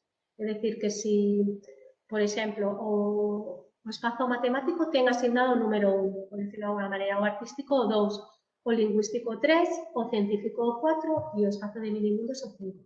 Pois un grupo está no 1, o día seguinte está no 2, o día seguinte no 3, o día seguinte no 4, no día seguinte no 5, de tal maneira que durante a semana pasou por todos os espazos. Isto, pois, bueno, ten as súas vantaxes e as súas desvantaxes, porque unha cousa boa que ten é que todos os nenos e nenas pasan por todos os espazos, que iso non pasaba o curso pasado, os cursos anteriores. Sempre había algún neno pois, que non pasaba, por exemplo, polo espazo artístico, ou alguna nena, un neno ou nena, igual, que non pasaba igual por espazo, sobre todo pasaba polo artístico, pero igual non lle gustaba moito o minimundos, aunque bastante estrano, pero bueno, non sempre, ¿no? Había como espazos como máis prioritarios, por decirlo de alguna maneira, ¿no? Pois que a mí me gusta máis o matemático, a mí me gusta máis o minimundo, se sempre vou a minimundo. Había moitos nenos, tiña un grupiño de 6, 7 nenos que sempre estaban en o de construcción, ¿vale? Nenos que xeralmente son moi potentes motrizmente, que o tema de crear rampas, tirar a bola, ver como cae, correr para aquí para allá, buscando a bola e tal, pues, bueno, les motiva, ¿no? Agora, pois, o bo que ten isto que, pois, iso, pasan por todos os espazos, entón observas a eses nenos nos diferentes espazos, que posibilidades, como de alguna maneira aproveita ou non as posibilidades que hai, non? E como de alguna maneira, pois, iso, se mostra creativo ou non en eses espazos. E claro, como algo que non me gusta, pois é o tema de que non escollen realmente o espazo onde queren ir. Pero a realidade é que, bueno, temos pues, esta situación, ¿no? Que é bastante complicada e que, bueno, desta maneira pues, permite como un control máis claro de que nenos e nenas utilizan ese material concreto que hai nese espazo, ¿vale? Bueno, un pouco a imaxe que era que había na presentación, un pouco a imaxe da aula, ¿no? Por un lado e polo outro. Esta é a imaxe que tiña na portada, é o espazo matemático que se ve aquí, ¿no? E hai 4 nenos, estes dous están co tema dos policubos, están facendo unha construcción libre, esta nena está con unha caixa aquí con diferentes materiais e está facendo unha mandala, e este de aquí a verdade é que non vexo o que está facendo, pero está por outra historia, ¿vale? E nada, pois aquí hai unha estantería con diferentes materiais, plano, corpos xeométricos, policubos, triángulos azuis, Montessori, aquí está outra estantería con material de Baseguet que utilizamos moitísimo. Aquí detrás destes nenos pois se ve outra estantería con máis material, non? Isto que aquí están estes nenos e nenas con este memory de sonidos, vale? Un memory que teñen que estar escoitando, ademais é bastante, non é fácil, teñen que escoitar ben como soa para atopar a súa parella, vale? Isto se pode comprar, que este comprado se pode facer moi fácilmente. Este está facendo a torre rosa, cos ollos pechados, para que sexa un pouco máis complicado. Está coa escaleira marrón, os listones vermellos. Esta escaleira marrón, en vez de ordenada en horizontal, pues está ordenando en vertical. ¿Vale? Xo plano. estas nenas están con tema dos corpos xeométricos, que isto é sempre como moi interesante ter en conta con todos os materiais, que primeiro haxa como moita experimentación libre con material e despois un día podemos explicar como se chaman estes corpos xeométricos, pero xa non son eso extrano a mí, non? Que vexo que te me estás mostrando, que podo tocar, pero que non que é novo para mí, non é o mesmo que explicarlo despois de que pasou polas miñas mans, fixen castelos, fixen un montón de construcións, e teño claro como é ese corpo, que formas ten, que textura, que base, como é a súa base, todo isto. Entón, pois nada, sempre é interesante, por exemplo, co tema do Lego, que é unha cousa que lles encanta aos nenos. Primeiro, se eu quero facer unha proposta concreta co Lego, por exemplo, que quero traballar a seriación, por dicir algo, primeiro teño que deixar un tempo no que os nenos e as nenas xoguen libremente co Lego, porque senón non van a estar pola proposta, senón que van a estar máis intentando xogar libremente e aproveitar ese tempo para xogar. Esta nena pois, fixo unha cámara de fotos, con polipubos, está pois unhas gafas. Este neno en libre circulación pois está cos triángulos azuis, Montessori, e esta é unha proposta porque me gusta traballar moito artistas mulleres cos nenos e coas nenas. Traballamos Sonia Delaunay e aquí hai unha proposta con diferentes tapóns, de diferentes tamaños, CDs e tal, hai diferentes fotografías de diferentes obras artísticas de Sonia e o que intentan é, de alguna maneira, pois, inspirarse nesas obras para crear a súa propia. ¿No? Este neno pois, está facendo o mesmo que isto que está facendo aquí, por exemplo, é moi propio de Sonia Delaunay, facer círculos concéntricos, ¿no? Dentro de outros. E esta nena pois, está facendo o mesmo, pero cos bloques con este material, cos bloques lóxicos. ¿Vale? Mandalas con este material, como las perlas Montessori, porque estes nenos e nenas xa estiveron no curso pasado utilizando moito este material e agora pois, fan composicións libres. O tabuleiro de Zen, nada, xogos ou actividades propostas concretas con este material. Esta nena está xogando a este neno a facelo, composicións de mandalas libres, unha proposta de facer un experimento. Os experimentos para os nenos de 6 e 7 anos son con materiais así, vinagre, bicarbonato, sal, son o máis. Encántalles fuchicar, mesturar, encántalles ver a reacción, de mesturar cousas, non?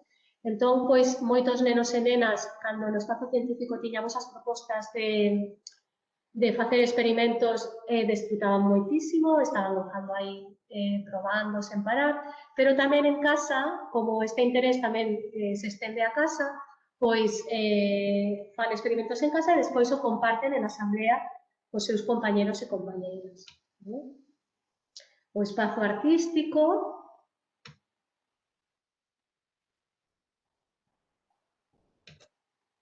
que eso podemos pintar en papel blanco, papel negro, papel grande, papel pequeno, papel en vertical, en horizontal.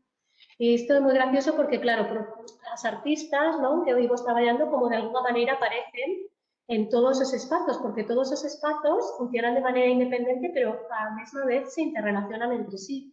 Entón, Sonia Delaunay a podo traballar no espazo matemático con eses materiais que mostrei, pero tamén podo estar no artístico e pintar como Sonia Delaunay, ou podo estar no científico no mapamundi buscar os países onde viviu Sonia Delaunay que viviu en diferentes países, vale? De tal maneira que todo o que imos aprendendo pois vai interrelacionándose. Esta é unha visión dende o espazo artístico. Aquí tamén pois estas nenas están facendo acuarelas, está ben como ter diferentes propostas e un pouco tamén, como vos dicía sempre, pois estar atentos ao que queren. Por exemplo, eu agora incorporei moito cartón porque estaban a tope coa construción con cartón, vale? Iso, que eles vexan que poden transformar o espazo, que eles poden facer propostas, que ti estás atento a atenta aos seus intereses, non? Este é o espazo lingüístico e aquí, pois, na mesa de luz, estes nenos están inventando unha historia. Estas están tamén no lingüístico, están escribindo unha historia no ordenador.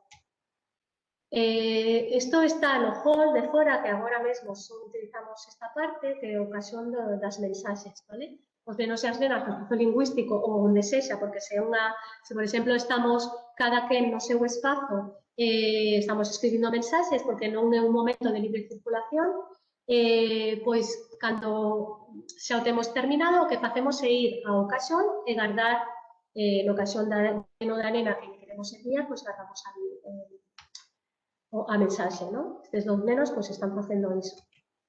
Nada, un exemplo de mensaxe, ¿no? Que son moi graciosos os mensaxes que se envían, ¿no? Hola Martín, no sé si voy a poder ir a tu casa. Uf, bueno, aquí pon lo que tú quieras, ¿vale? Chao Martín, y mándamelo a mi cajón, ¿vale? E nada, fan como moi chulas. Agora está saindo moito o tema de cando remate, ¿no? O asqueroso coronavirus, ou cando remate están falando moito do tema, están cansados do tema do coronavirus, de non poder ir a casa dos seus compañeros e compañeras, ¿no? Están moito con iso. Este é o espazo científico e, por suposto, pois nada, temos a posibilidade de facer experimentos. Que estes materiais, tiña bastante materiais deste tipo, de probetas e tal, e ao final o que fixen foi quitalos porque son materiais moi delicados para estes nenos e nenas. Eu tiña a esperanza de que non, pero sí. Entón, pois, poño botes de garbanzos ou botes de tomate, que o efecto é casi o mesmo, e se se rompen, pois non pasa nada, que estes materiais son bastante caros, que é o tema que me preocupa, máis que nada. Ou tamén hai de plástico, ¿no? Hai diferentes recipientes, medidores e tal, que son de plástico. E nada, pois iso teñen o microscopio, mostras microscópicas, agora estamos moito co tema das plantas, están plantando moitas sementes, observando como van crecendo, ¿no?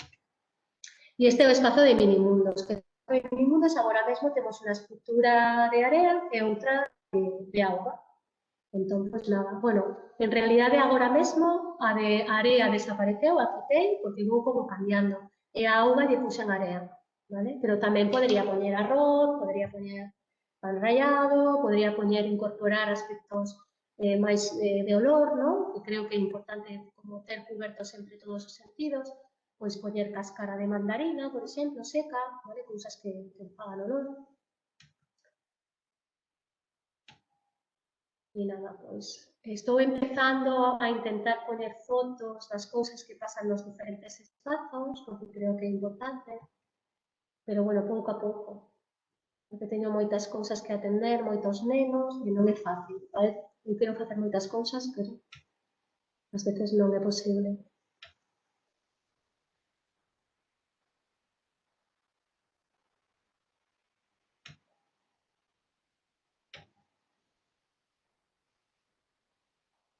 Bueno, a ver, vale. Nada, simplemente bastante breve, de maneira bastante breve, pero quería como falarvos de traballo coas familias, que este curso, claro, é bastante limitado, por non decir que se reduce ás entrevistas, pero que, bueno, sempre me gustábame pois, incorporar a presenza das familias na aula, que vinieran un mínimo un día a explicarnos calquera cosa, pode ser sobre o seu oficio, ou a preparar unha actividade para os nenos e as nenas. Bueno, pero sempre, igualmente, ademais de isto, gustame como que haxa algún tipo de implicación espacial, que estean presentes de alguna maneira no espazo, vale?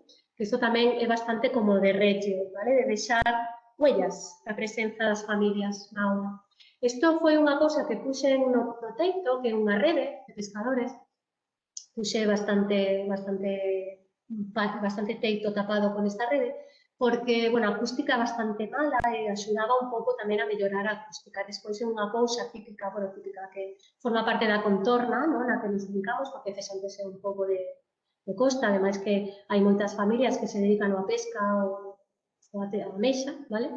Entón, o que fixe foi, despois, poñer estas tiras, as familias viñeron a unha das reunións e o que fixeron foi facer un barquillo de papel e colgalo aí, vale? Cada familia non que fixera un barco para o seu fillo ou a súa filla, fixe un barco para poñer aí para todo o grupo, ¿no? Pero, de alguna maneira, este barco representa un pouco esa familia, ¿no?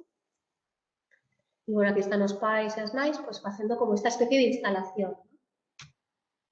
Despois, noutra reunión, o que fixen é que as familias escribiran unha mensaxe que de alguna maneira querían compartir con todo o grupo. E despois o deixaron aquí guardado, deixei varios materiais que cada familia decidira como quería escribilo e despois o deixaron aquí dentro e o día seguinte na asamblea vimos as diferentes mensaxes, vale? Espero que este curso lo disfrutéis al máximo, cada quen fixo escribiu a mensaxe que quixo, non? Pero tamén ese bote coas mensaxes está na aula presente, vale? Outra huella da presenza das familias. Esta outra cousa que fixemos outra vez. Cada familia que viña á aula, pois, de alguna maneira, agasallaba ao grupo unha palabra que era como un desexo tamén, vale? Empatía, tranquilidade, felicidade, amor, vale? Cada quen, pois, esta caixa tamén está presente na aula, vale? É unha maneira moi metafórica, pero tamén, bueno, unha maneira bonita de ternos presentes, vale? E despois, por último, ya para falar así do tema dos espazos, el espazo exterior, el patio, tamén ten que ser un espazo educativo, vale? Entón, o espazo de patio que tiñamos nós era un espazo de herba, afortunadamente, a maioría, pero sen nada para os nenos, absolutamente nada, para correr. Entón, pouco a pouco, o que fixemos foi incorporar alguna proposta concreta, como esta, que é un gran areiro, unha estrutura así de pirámide, na que os nenos poden subir, poden saltar, vale? Poden trepar por aquela escaleira, poden medio agocharse debaixo, que isto é unha das necesidades super top dos nenos de infantil tamén, onde ter un espazo para estar recollido, para estar agochado, para non ser tan visible, e nos nenos de primeiro e segundo tamén está ben. Entón, pois nada, tamén cubre un pouco esa necesidade. Entón, pois iso, nenos que poden saltar, que poden xogar na area, vale? Fixemos tamén dúas cociñas con palés, pois sinxelas, entón, pois temos todo tipo de utensilios de cociña para xogar, vale? E despois fixemos esta media asamblea que nos falta outra vez, pero que este curso a cousa está bastante complicada, entón vamos a esperar a ver se mellora en primavera e podemos acabala, e rematar este espazo de asamblea. E nada, son troncos, ¿no? Enganchados con varillas ao chan, o sea, sen estar directamente postos no chan, ¿vale? Porque como aquí chove tanto, estes árbores, estes troncos non duran nada, se están directamente, entón teñen debaixo gravilla, ¿vale? Para que non toquen directamente. E nada, pois é un espazo no que os nenos e as nenas poden sentar, e podemos ler aí algún conto, podemos facer algunha asamblea, podemos bailar. Últimamente están moito de que poña música e bailamos moitas veces no patio, baila quen quere. Bueno, nas cociñas, pois iso, xogar coa area, neste caso con terra, porque a area de o areiro non se pode coller coa terra, coa auga, vale? E poden, eso, facer equilibrio por enriba, subir e saltar. Tamén fixemos esta estructura que vedes aquí á esquerda, que é un túnel de vidro, vale? Que é unha estructura viva, porque un pouco a idea que temos é de patios vivos, como de incorporar, porque, por exemplo, non temos árbores, temos algún árbore plantada, pero que é tan pequeniño aínda que non se pode, bueno, que non, por exemplo, me encantaríame que hubiera hamacas, hubiera columpios, vale? Pero non é posible porque non temos árboles. Entón, iso, pois, esta estructura super chula, que tamén decoramos con isto que facemos moitas veces no espazo artístico, que son mandalas de lá, tamén escribimos mensaxes, os colgamos por aquí, bueno, un espazo tamén onde meterse, no? Xogar, estar agochado tamén. E esta é unha das últimas estructuras que fixemos, que é unha estructura de auga, vale? Son tres bandexas, entón aquí a auga que entra por aquí, pois vai baixando ata aquí, non? E aquí que non se ve, hai un punto de auga e hai unha manguera, e tamén pois xogan a tirar auga, a poñer aquí elementos e ver como caen. Bueno.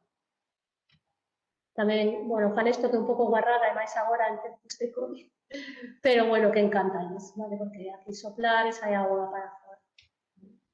Claro, simplemente puxen esta foto para ilustrar como moitas veces podemos facer na aula o mesmo exactamente que podemos facer fora, non? Porque, bueno, porque o material pode sair.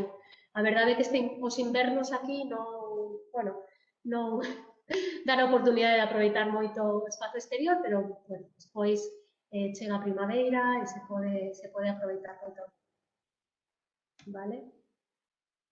Entón, nada, rematei, non sei se vou intentar compartirvos un vídeo onde se ven os diferentes espazos xa para rematar, e, bueno, imos a intentar a ver se se ven, vale? Porque non sei como estará a internet para que se vexa ben. E unha cousa,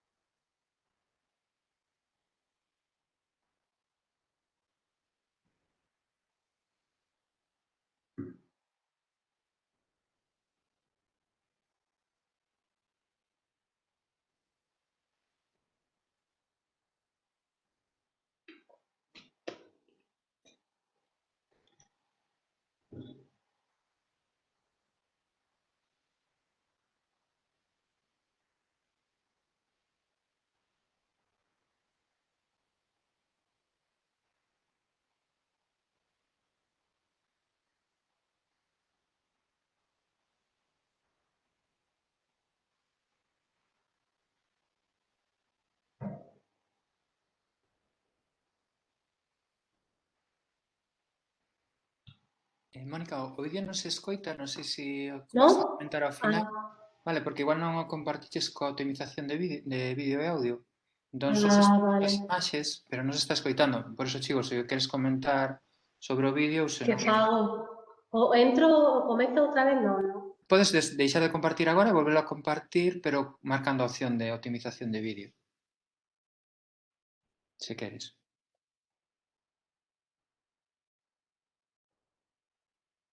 A ver.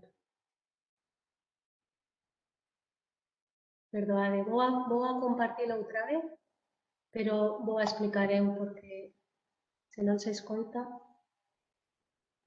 Se deixas de compartir agora a pantalla e lle volves a dar e marcas a opción, eu creo que se pode escoitar. Mirade, esta é a entrada, vale?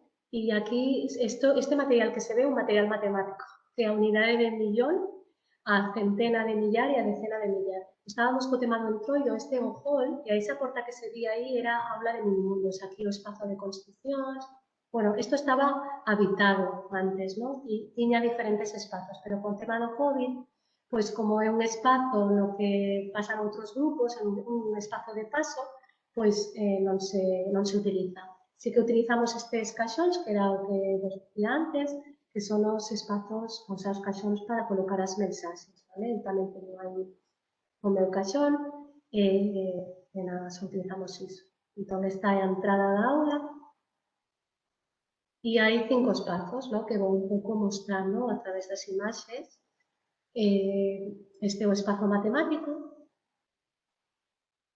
Entón, temos esta mesiña aquí con un calendario, porque o tema do tempo, que é un tema super abstracto, é importante que haxa un material concreto e cada día poñemos o día que é, vale? O poñemos no calendario e despois tamén temos uns botes e aí poñemos, pois, o día 12, poñemos unha decena e 2 unidades con material de base, vale? Isto é todo o espazo, as 3 estanterías con material. Como vos dicía, seguimos a tope tamén cos laberintos, que é un tema que nos interesa moito. Sempre me gusta como ter libros que de alguna maneira falen, ¿no? Do que pasa nese espazo, do que estamos a traballar, do que nos interesa nese momento, non? Aquí están as propostas estas de arte, que teñen relación con Sonia Delaunay. Agora estamos con Yayoi Kusama. Eu estou preparando unha instalación que faremos o mércores, que será, bueno, a tope. Hai unha instalación moi grande, con material blanco, o sea, con papel blanco por todos os lados, e os nenos con gomés, con pintura e con confeti, pois farán unha intervención a ese tipo de Yayoi. Este é o espazo de asamblea, que está a alfombra e as 2 estanterías da esquerda. Este é o espazo artístico, vale? Que temos aí esa mesa, que nos dá, estas 2 mesas, que nos dan a posibilidade de utilizar todo o material que temos aí, que temos, pois, desde revistas e periódicos para facer collage, fío, agullas para coser, non sei que máis, follas de diferentes cores, cartulinas, acuarelas, vale? Un montón de cousas. Despois, este é o espazo de minimundos, vale? Que agora é un espazo pois moito máis reducido que o curso pasado, pero que, bueno, ainda así, lles dá bastante posibilidades. Temos o material aí, ainda que agora mesmo están as construcións postas, deixadas, porque aos nenos lles gusta moito deixar a construción para o día seguinte. Así tamén o grupo que vai ao día seguinte pode continuar esa construción ou decidir destuzala. O chulo sería que libremente foran os nenos que quixeran e pudieran continuar esa construción. Pero, bueno, estamos na situación que estamos. E nada, aquí, pois, eso, teñen area agora mesmo, porque isto cambiei, antes había agua, e nada, pois, construen aí. Este é o espazo científico, que estamos a tope co tema de buscar países nos mapamundis e nos globos terráqueos, estar a tope con iso e con plantar, vale? Temos sementes, esa caixa que se ve aí, entón, montones de botes, e os nenos, pois nada, deciden que queren plantar, e ponen o nome, e van observando, pois, o que van pasando con esas sementes. Un pouco, pois, eso, tarxetas tipo Montessori, bueno. Este é o espazo lingüístico, que temos o ordenador, a mesa de luz, botes de palabras, xogos de mesa, xogos de memoria, libretas, tamén se pode escribir, xogos de adivinanzas, diferentes tipos de poemas, libros de poemas, porque tamén estamos moito cos poemas, letras, porque aínda hai algúns nenos que precisan, pois, están aí, bueno, que precisan aínda traballar este tema, non? O tema de a fonética.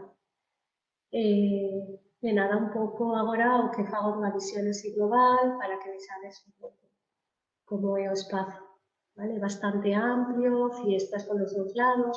Este espazo, se perdura no tempo, pois cada vez se poderá facer como máis vestido, non? Por exemplo, antes tiña cortinas, as tiven que quitar polo tema das obras, pois igual estaría ben incorporadas, non sei, pero vestir un pouco máis o espazo, vale? Aí non lle falta. Pero, bueno, un espazo con moitas posibilidades para os nenos. É un espazo que cando entras convida a facer moitas cousas, vale? Un espazo collado, con moito esforzo e moito amor posto, vale? Moi mellorable, como todo, Pero, bueno. Pois nada, agora se vos parece queda un poquinho de tempo, que non queda moito, pero bueno, un poquinho de tempo para facer preguntas. Mónica, temos aquí algunha pregunta. Temos unha pregunta de Eugenio Otero que nos pregunta se nos podes Te escoito, Ana. Teño o... Non me escoitades ninguén? Pois teño o micro posto. Escoitase, Sí, eu si escoito. Sí, Mónica, o Eu que mellor é tengo- boa idea Mónica, que que silencies. É Mónica que ten o altavoz baixo, que se ve no seu equipo. Mónica, Claro, escoitaches, Mónica? Mónica, escoitasme agora?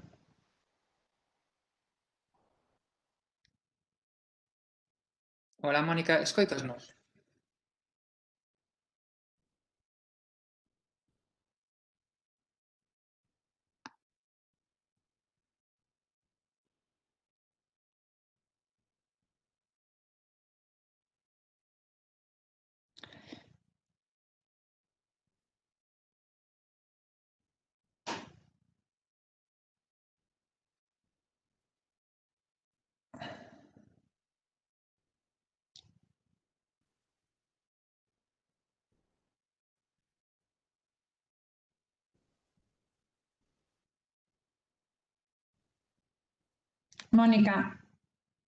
Sí, Mónica, agora sí que escoito. agora sí que escoitas. Sí. Vale. Sí, Venga. gracias a Patricia. Dime. Vale. Mira, pregúntanche canto tempo adicas ao día aos espazos de libre circulación? Se nos podías facer así un croquis de como organizas os tempos nun día, nunha Sí. xornada. Bueno, a ver, eu estou nunha estructura tradicional, entón eu faría moito máis tempo, pero o que fago é, despois do patio, pois mínimo 1 hora, pero a veces utilizo as 2 horas. Entón, fago, claro, xa sabedes que temos primeira hora, pois o que sei, lingua, despois educación física, despois matemáticas, vale? Entón, o que fago, como as dúas, xeralmente as 2 últimas, despois do patio, non hai especialidades, salvo algún día que teño valores, creo, aproveito para facer libre circulación. Entón, cando chegamos,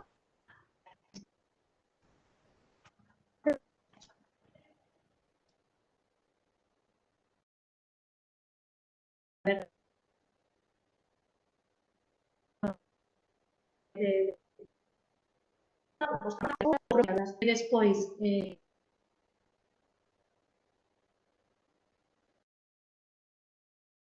ese un pouco.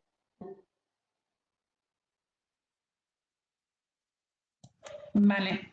E temos aquí a Maica, que tamén ten un par de preguntas. Maica, si queres.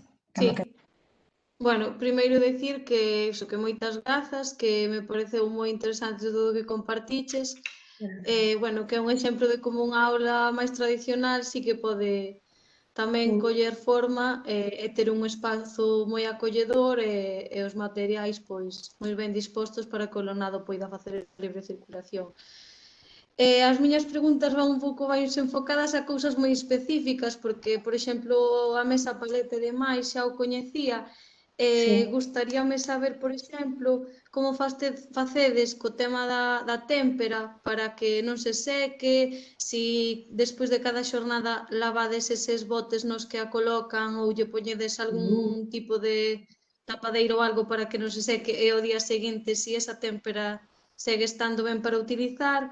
E despois tamén vía que o papel que empregabades, bueno, é de unhas dimensións moi grandes, entón, se ese papel eles xa o teñen disponible así, dese tamaño, ou se teñen algún rolo do que les poden cortar directamente e coller un papel do tamaño que les elixan nese momento, como xestionades esas dúas cousas? Grazas. A ti. Por un lado, o tema da témpera é un bote que ten unha tapa. Entón, cando remata o día, tapamos o bote, vale? Entón, queda tapado. E máis ou menos sí que se conserva. Ás veces sí que pasa que se queda máis pastoso, pero o que facemos é poñer un poquinho de auga e xa está. E lle damos co pincel e xa está. E o tema do papel, eu os teño cortados de diferentes tamaños. Entón, os nenos escollen. O de papel, hai un montón de papéis postos e eles escollen o que queren. Se, por exemplo, imagina que un neno colle un papel, pero non é suficientemente grande ou suficientemente pequeno, pois podo ir a...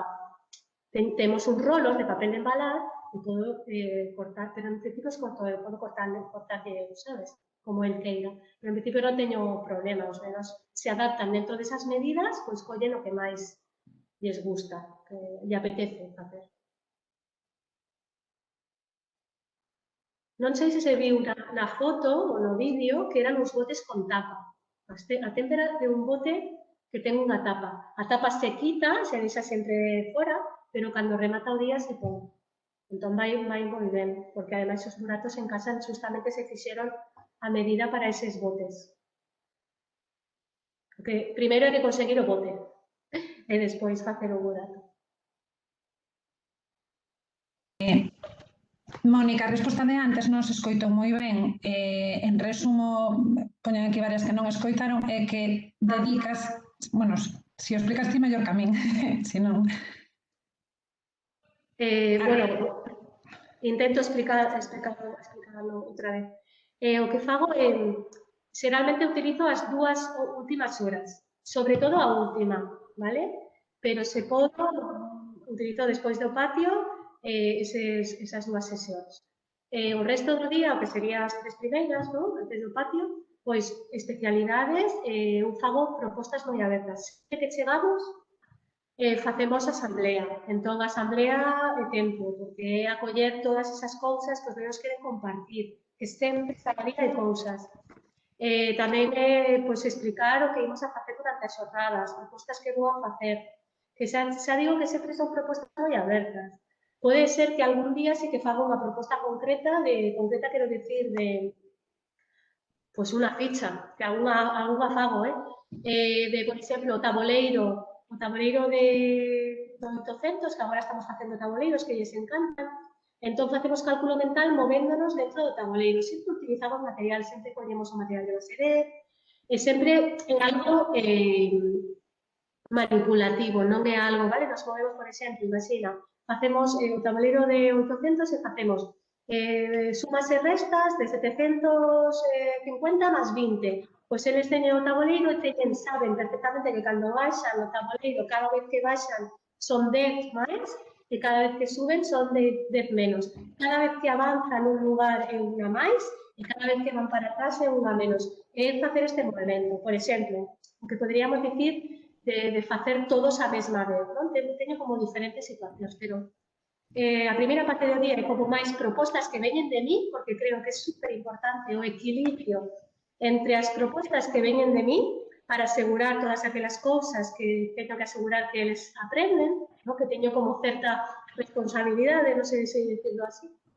Tenemos como certa presión en primaria respecto a eso e despois o equilibrio entre eso e o que eles realmente queren facer, vale? Ten que haber este equilibrio, porque cando ti fas as propostas que ti queres facer para asegurar todo iso, se hai ese equilibrio, os nenos responden super ben, porque se sinten cuidados, porque sinten que as súas necesidades están cobertas, de alguna maneira, vale? Por exemplo, cando eu estaba no Martinet, por suposto, en infantil, todo o tempo era libre circulación, todo o tempo.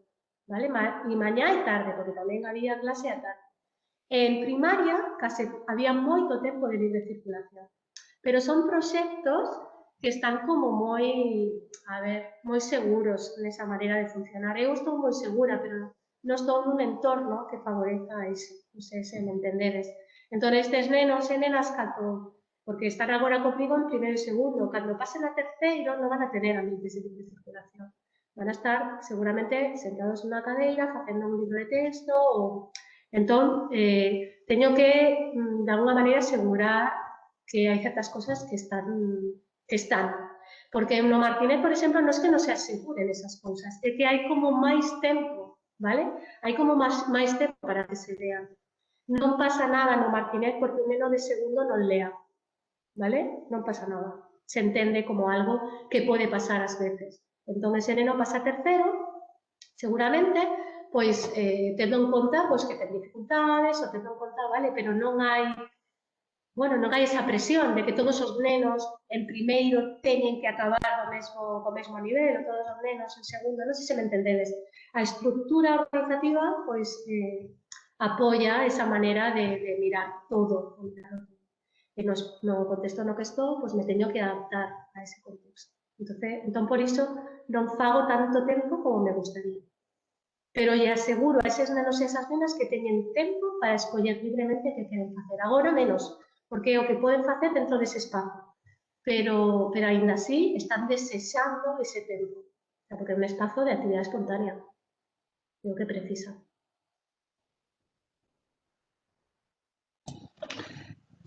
Bueno, moitísimas grazas, Mónica, moi interesante todo o que contaches, moitas grazas por compartir. Non temos máis preguntas, todo quedou bastante clariño, moitísimas grazas. Nada, en 2 minutos empezamos coa seguinte ponencia. Moi ben. Chao. Chao.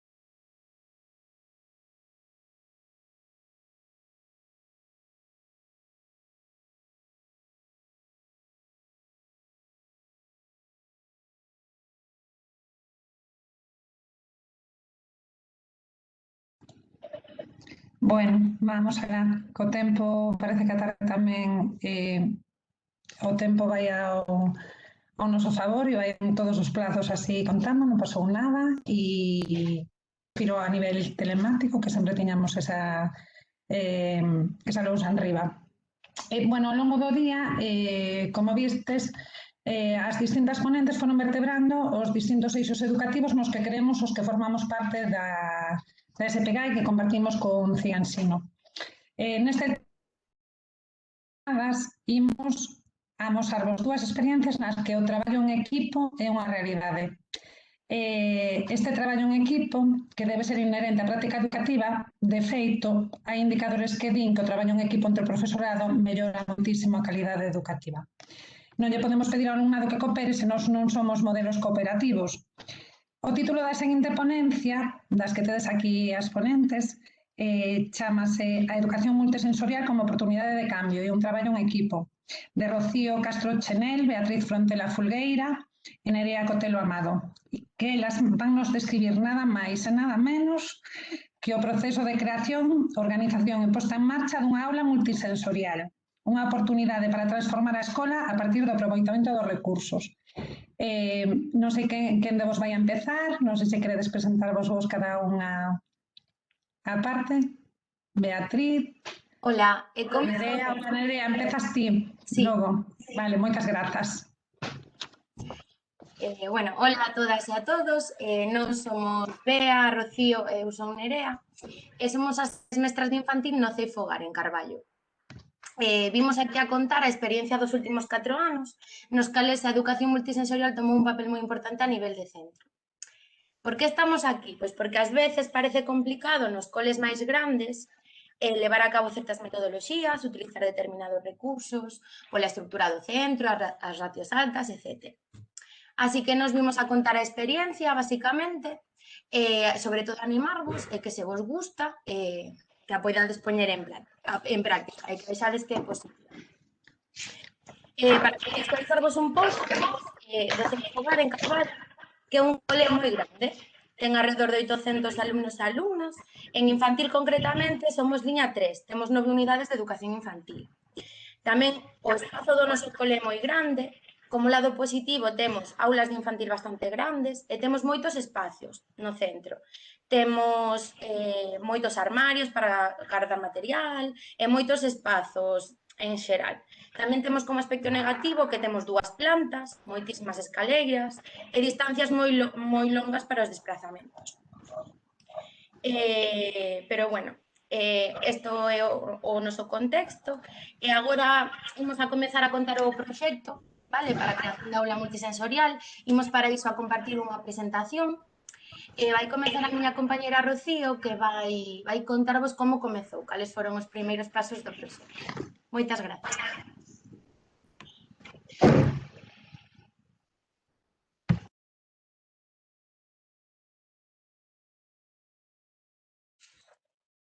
Rocío, o audio.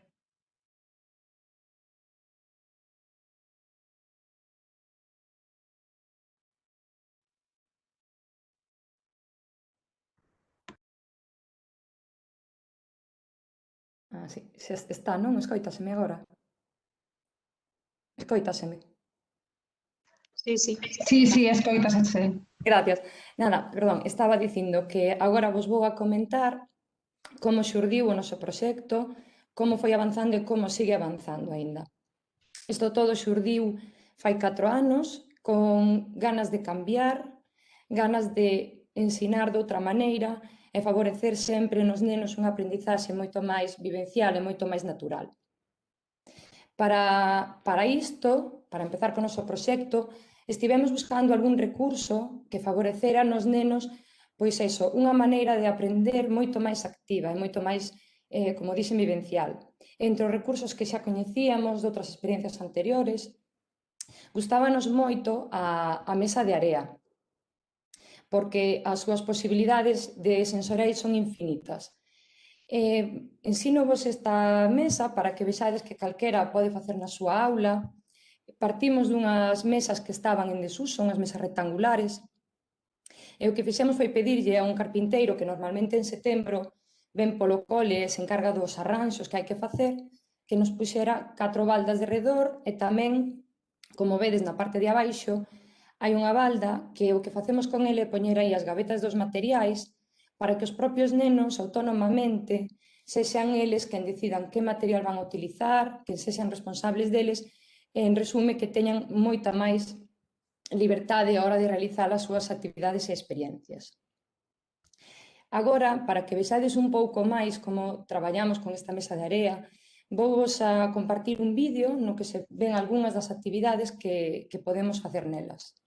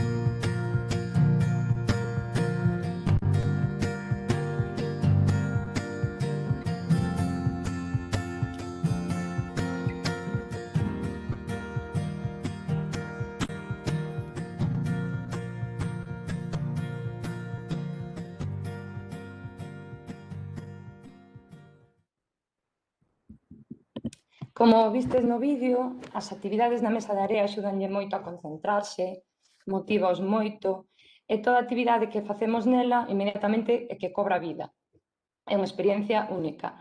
E, ademais disto, os nenos desenvolven a súa creatividade, a súa imaginación, e desenvolven, por exemplo, na actividade que podestes ver de Minimundos, tamén desenvolven unhas habilidades de planificación e desenvolvemento de estrategias, xa que son eles os que deciden o que van a crear e como o van a crear.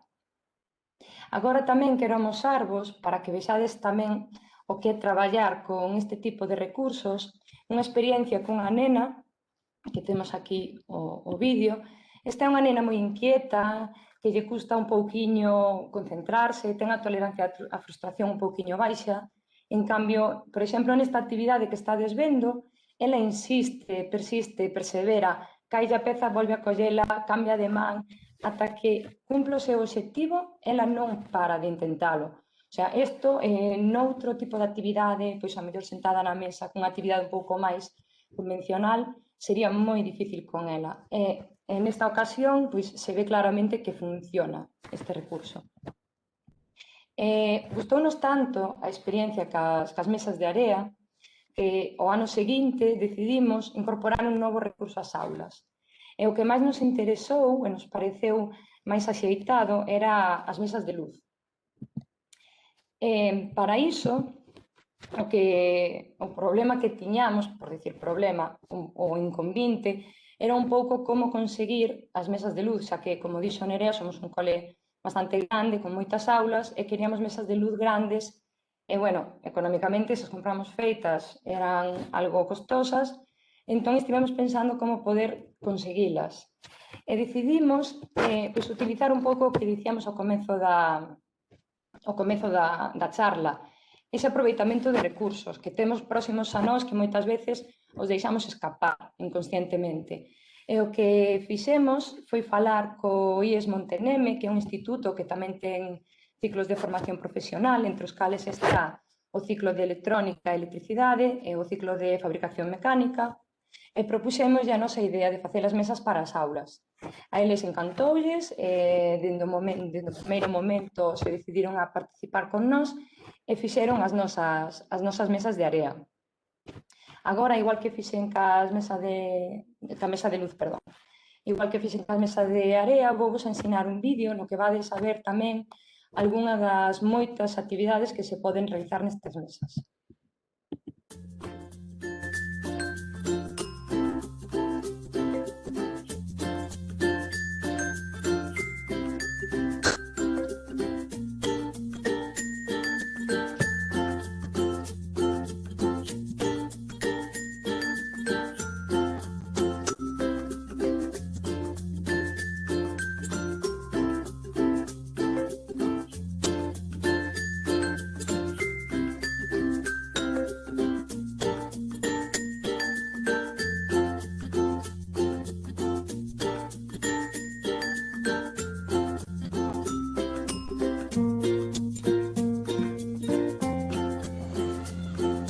Había unha vez unha veliña que vivía nunha casa da aldea.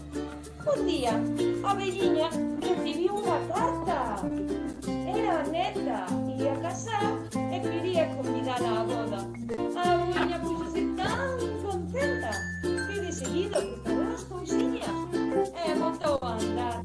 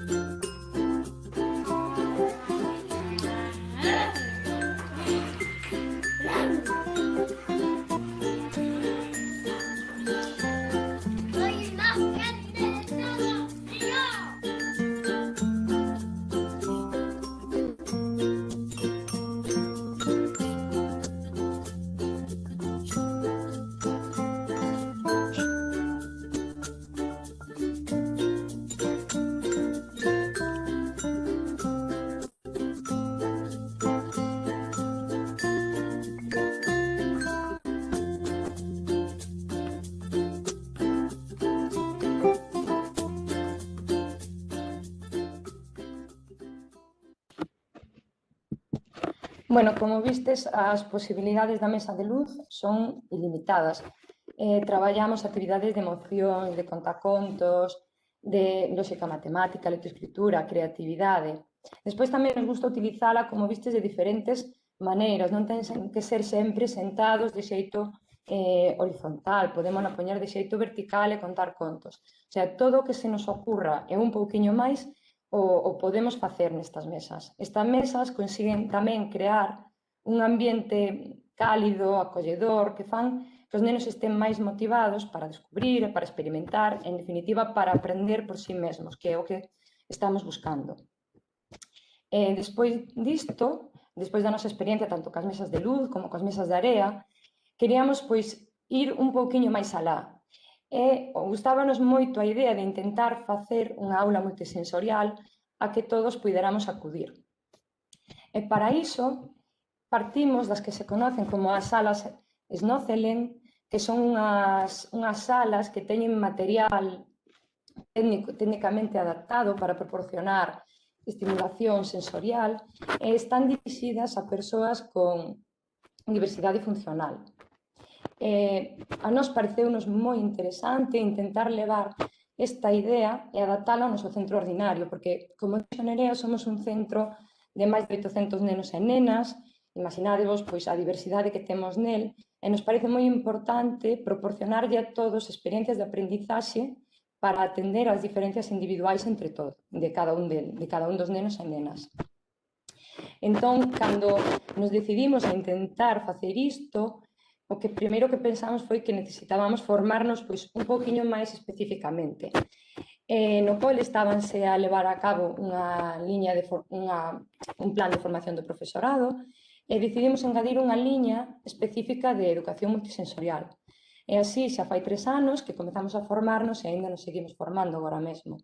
E comezamos esta formación coas persoas do centro de Aspace que nos viñeron a amosar como eles utilizaban, porque no seu centro teñen deste tipo de salas, Snöthelen, e como se utilizaban a diario. Este é un centro que atende a persoas con parálise cerebral. Ademais de formarnos nesto específico, tamén nos formamos sobre instalacións artísticas, arte contemporánea, vimos experiencias de outros coles interesantísimas e tamén vimos pois, o aproveitamento e a optimización de espazos e de ambientes da escola. Mentres que nos estábamos formando, foi collendo forma a nosa aula, pouquiño a pouco, porque sí que é un proceso longo. Claro, tiñamos a idea, tiñamos a formación, pero nos faltaba o espazo onde ubicala e os recursos. Despois de darlle moitas voltas, decidimos que tiñamos unha aula de xogos a que os nenos acudían no momento do recreo, xa que somos máis de 200 nenos en infantil e a zona que temos do patio exterior cuberta non chega para todos o día que chove. Entón, ese día, pois, algún grupo ia a esa aula. E o que fixemos foi pois, o aproveitamento de outros espazos do centro, temos un corredor moi amplo, que tamén ten unhas rampas, e aproveitamos para facer o recreo nese espazo. O que fixemos foi dotalo de materiais naturais para que os nenos xogaran, e tamén o ter as rampas permitíalle unha liberdade de movimento diferente a que tiñan na aula antes. Entón xa tiñamos o espazo, tiñamos as ganas, que eran moitas, e faltábanos, claro, importante no noso día a día, que a veces nos custa un pouquiño máis conseguir, que son un pouco recursos materiais. Queríamos unha cousa moi específica, que precisaba moito material, en ocasións material moi costoso. Entón, o que fixemos foi pensar noutro recurso que tiñamos a nosa disposición, no que a veces non se pensa, que é a AMPA da escola.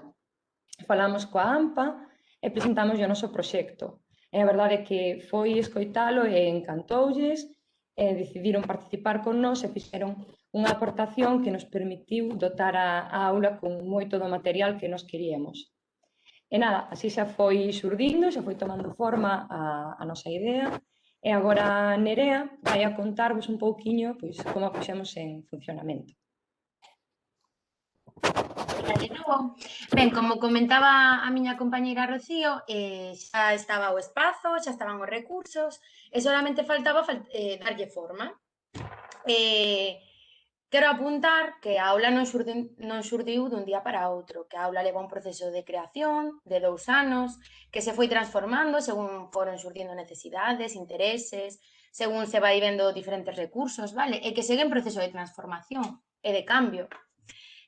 Bueno, para que, como unha imaxe vale máis que 1000 palabras, e para que o vexades claramente, imos presentarvos a nosa aula multisensorial nun vídeo, a que lle chamamos a aula Bule Bule.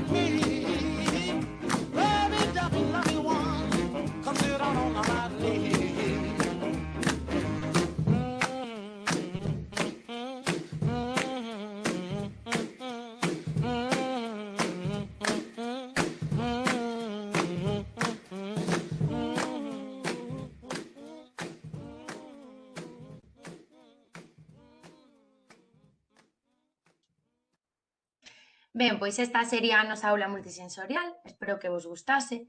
Como se pudo apreciar no vídeo, hai 6 zonas diferenciadas, vale? Unha sería a zona de construccións e minimundos. Esta zona, ademais, é fantástica, xa que os nenos e nenas nas súas construccións traballan o debate, a toma de decisións, o respeto, a colaboración, deciden que facer, como colocar unha peza, quen comeza, quen finaliza. Despois estaría a zona de experimentación, que é unha zona onde os nenos pois, realizan estimacións, medidas, experimentos, trasvasamentos. Outra das zonas sería a de luz e de relaxación, que está en... esta. A zona de luz e de relaxación, esta é unha zona que leva os nenos a outra dimensión. Temos á esquerda estaría pois a zona coa colchoneta, temos fibra óptica, un tubo sensorial con peixes e burbullas. Despois á dereita estaría a mesa de luz e todo este moble que vedes aí diante é o que ten todo o material para usar na mesa de luz. Despois, outra zona sería a zona de táctil e olfactiva. Vale, comíme unha zona, perdón. A de composición e creación, sí. Esta sería a zona de composición e creación, que é unha zona onde teñen diferentes materiais co que se traballa principalmente a creatividade, pero tamén moitísimo a psicomotricidade fina, por exemplo, entre moitas outras cousas. Agora sí, a zona táctil e olfactiva, que sería esta zona con diferentes materiais para traballar estes dous sentidos. Os nenos e nenas poden facer emparellamentos por olores, por texturas. E por último estaría a zona musical, onde temos pois, diferentes instrumentos e materiais para traballar este sentido, principalmente. Ben, pois esta sería pois, un pouco a esencia, vale, da nosa aula. Como se utiliza, como se organiza no centro? Ben, o primeiro é que se suele utilizar en grupos reducidos, vale? Temos un cole con ratios altas, entón aproveitase a hora na que está a mestra de apoio en infantil para acudir coa metade do grupo, en desdobres. Cando os nenos e nenas chegan a aula multisensorial, o primeiro que fan é descalzarse. E despois teñen que cumprir dúas premisas básicas. O primeiro, hai que respectarse tanto a si mesmos como aos demais, e despois hai que coidar o material. Ben, importantísimo, ao finalizar a sesión hai que deixar o material recollido e a aula como a encontramos. aparte de traballar un montón de conceptos como son a colocación, a ordenación, traballamos o respeto, porque a aula é un recurso de todo o centro, e despois dese grupo de alumnado vai vir outro, entón temos que deixar a aula o mellor posible. Quero facer un apunte que este ano, coa situación da COVID, non se está a utilizar a aula como se viña facendo. O que se fan son sesións puntuais, vale, guardando bastante tempo de corentena, pero non se está utilizando como ano pasado. O que sí se está facendo para aproveitar o material son préstamos de material ás aulas, e as titoras collen o material que precisen para realizar diferentes actividades. Ben, despois, dentro da aula multisensorial, poderíamos falar de 2 tipos de actividades, principalmente. O primeiro sería a libre circulación. Os nenos e nenas chegan, xogan, manipulan, experimentan con material que máis atrae o seu interese. Nós, como mestras, observamos e acompañamos aos nenos e nenas en todo momento. É moi importante tamén documentamos as nosas observacións.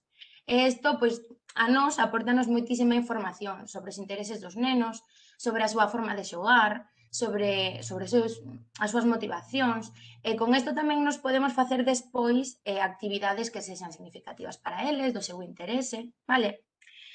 E despois, ademais da libre circulación, estarían as invitacións. As invitacións son, para nós, pois animar aos nenos e nenas a xogar, a experimentar, a desfrutar con materiais que están previamente seleccionados por nós. É dicir, a nos interesa utilizar un determinado material cos nenos, entón o colocamos dun xeito visible que invite aos nenos e nenas a xogar con eles. Como podemos ver na seguinte imaxe,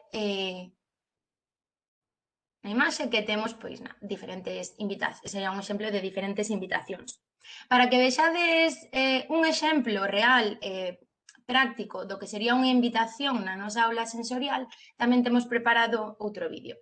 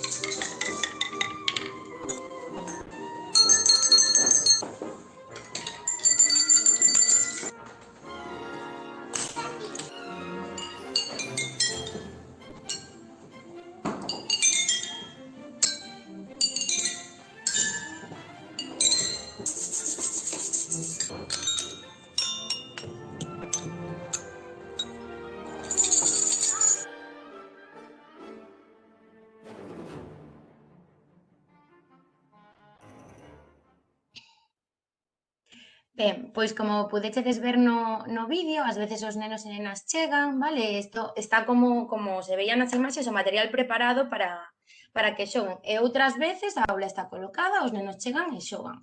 E comeza a sesión.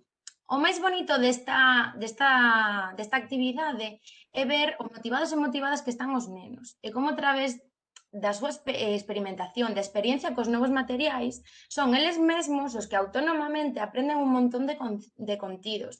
Traballan a aprensión, a coordinación oculomanual, traballan aspectos lóxico-matemáticos, como, por exemplo, as simetrías no espello, aspectos de medición, traballan tamén a orientación espacial cando fan as figuriñas coas madeiras, colocándoas, traballan ademais valores como o traballo en equipo, o respeto, a colaboración, e todo isto, o máis importante, é que o traballan e o aprenden dun xeito significativo e con actividades que lles están gustando e que as están disfrutando.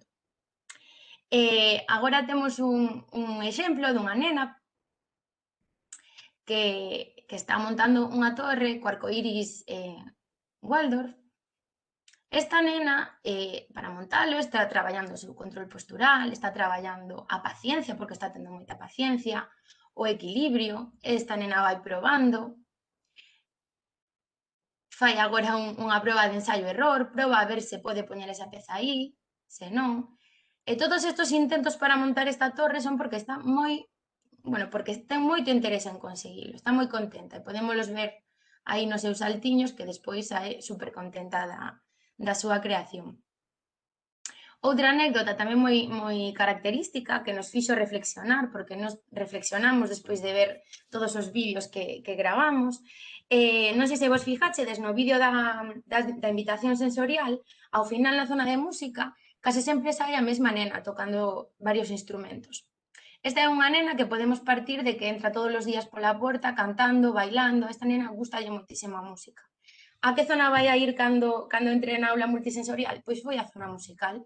E probou non só un instrumento, probou todos os que tiña, foi rotando por varios. E isto é tamén o interesante da información que nos aporta a nós como mestras ver aos nenos xogar. Esa liberdade que teñen nos aportanos moitísima información.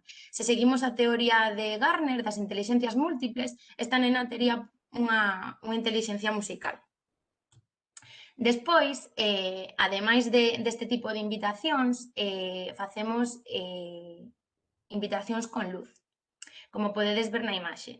Nas invitacións con luz, xógase principalmente co sentido da vista, e os nenos e nenas experimentan coas luces, coas sombras, coas cores, que son aspectos da súa vida real. E ademais tamén é importante a sensación que eles experimentan ao vivir esta experiencia. Xogamos sobre todo co asombro que teñen os nenos e nenas. Na imaxe podedes ver aos nenos e nenas coa luz do retroproxector xogando coas formas translúcidas, montando algunhas figuras no proxector cos cubos cromáticos. E agora, de novo, para que vexades dun xeito máis real o que sería unha invitación de luz, imos poñer... Estás escoitando aí a unha persoa, creo. Bueno, imos poñer un vídeo para que vexades o que sería realmente unha invitación de luz na nosa aula multisensorial. Sí, a ver, vas ti ahora logo.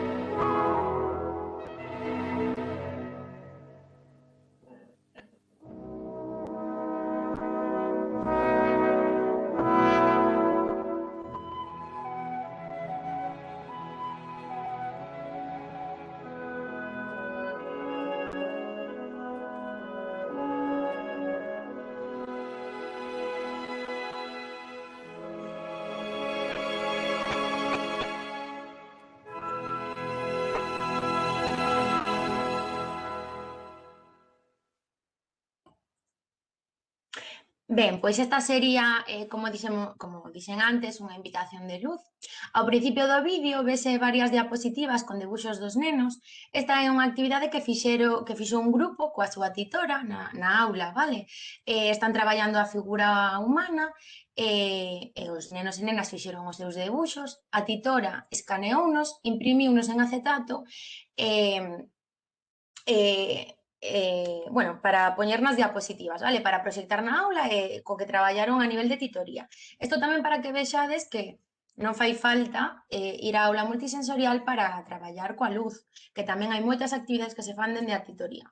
E despois, ademais disto, pois vironse diferentes, bueno, como xa comentei antes, invitacións, material preparado para que os nenos xogaran. A verdade é que ver aos nenos e nenas chegar á aula a escuras con todas estas luces é moi bonito, porque están emocionadísimos, se lles ve na cara que queren experimentar, tocar, xogar, xa se lles ve, non fai falta mirar moito. E despois, para que vexades, para explicar un pouco o que significa isto, temos unha anécdota que a nós, dende logo, as tres, sacounos unha sonrisa. Pídovos para que escoitedes atentamente, porque non se escoita moi ben, o seguinte vídeo, vale? Que prestedes atención, a ver se escoitades. Debajo das luces. Ben, esta nena, vou explicar ben, está xogando coa luz do retroproxector, vale? Facendo unhas construccións que se ven na parede. Esta nena hai un momento no que se move, para coller, non sei moi ben, para coller unha peza, e tapa o foco de luz. Entón, apágase a luz que está na parede. Mira para atrás e di con voz de enfadada, quen me apagou as luces? Vamos a velo outra vez, a ver se agora os coitades mellor que o dixen. Debajo das luces.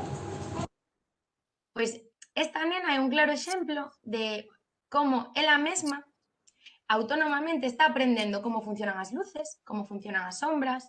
É unha actividade que está facendo, é significativa para ela e non lle estou eu explicando unha cousa que non lle interesa, non? É unha aprendizaxe da súa vida que está aprendendo por ela mesma, que é moi interesante. E despois, xa para rematar a miña parte, outra anécdota con esta mesma nena, por casualidade. Esta nena seguía xogando coas construccións na parede, coa luz, e de repente chegou unha compañeira por detrás, unha compañeira que sabía que ao proxector, aínda que o proxector estaba con luz posta sen máis, se lle dabas a un botón vermello, pasaban as diapositivas que vimos no vídeo antes, cos debuxos dos nenos. Pois chegou a nena por detrás e comezou a pasar os debuxos. Estas dúas nenas comezaron a xogar, a xuntar dous xogos, non? As diapositivas cos debuxos, coas construccións. Este é un exemplo de que os nenos e nenas tamén nos enseñan, a nós, as mestras, tipos de actividade, que se lles deixamos xogar, que a súa espontaneidade nos enseña un montón de cousas. E nós aprendemos moitísimo, tanto ou máis ca eles de nós, ás veces, que é pois bastante bonito tamén. E despois, para finalizar xa, tamén sinalar que toda aula multisensorial ten moitos materiais, moitos espazos, e isto permítenos atender a diversidade do noso alumnado, atender aos diferentes ritmos, as diferentes necesidades, intereses, o que se lle chamaría o diseño universal de aprendizaxe, o DUA, que é fundamental na nosa práctica educativa actualmente. Entón, é moi, bueno, a nos gustanos moito tamén por iso. Este sería un pequeno resumo, vale, da nosa aula multisensorial, dos seus espazos e das actividades que se levan a cabo nel. Espero que quedase claro e ben resumido. E agora vai continuar a miña compañeira Bea, que vos vai contar máis actividades que se están a levar a cabo e se levaron a cabo no noso centro. Moitas grazas. Bueno, boa tarde. Nere e Roci xa comentaron o proceso de creación da aula multisensorial, algunhas das actividades que ali realizamos, e agora imos comentarvos outra proposta, que son as instalacións. Como comenzamos nós nestas instalacións? Pois primeiro lendo moito e tamén contando ca formación dun centro de ocio que é a Monachita e tamén de Createctura. Eles, dentro das súas propostas, vale, unha delas son as instalacións artísticas, nas que conviven tanto nenos e adultos, conviven ambos, vale? Pode ser para nenos ou para adultos, e ás veces ambos xuntos. nós comezamos facendo estas instalacións intentando seleccionar un tipo de material que estivera ligado, que estivera conectado e presentando sempre cunha estética visual. A nosa esencia, a esencia destas instalacións ou invitacións artísticas é a curiosidade que teñen os nenos, as ganas que teñen de xogar. Entón, partindo desto, intentamos crear un clima de experimentación, de exploración de diferentes materiais onde a liberdade de decisións, de toma de decisións e de movimento xogan un papel fundamental. Sí que é verdade que moitas veces nestas instalacións, dende a mirada do adulto, pode parecer un caos, porque os nenos esparcen o material, xogan con el, o moven dun lado para outro, pero é un caos revelador, é un caos fermoso, por dicirlo de alguna forma, xa que moitas veces a nosa expectativa non se cumple. Eles rompen os esquemas, o que nos tiñamos na cabeza, como xa adiantou Nerea, non se cumple, eles nos siguen sorprendendo e nos seguimos aprendendo con eles. Estas propostas nos gustanos moito porque eles construyen coñecementos a partir de obxetos sinxelos, de obxetos da súa vida cotiá. Deconstrúen, tocan, volven a construir, xeran ese coñecemento, lle dan sentido aos obxetos, sentido á súa propia acción e tamén sentido ás relacións que se establecen entre eles neses momentos. Tamén temos un vídeo para que visualicedes un poquinho mellor isto que estamos contando así un poquinho rápido. Temos velo.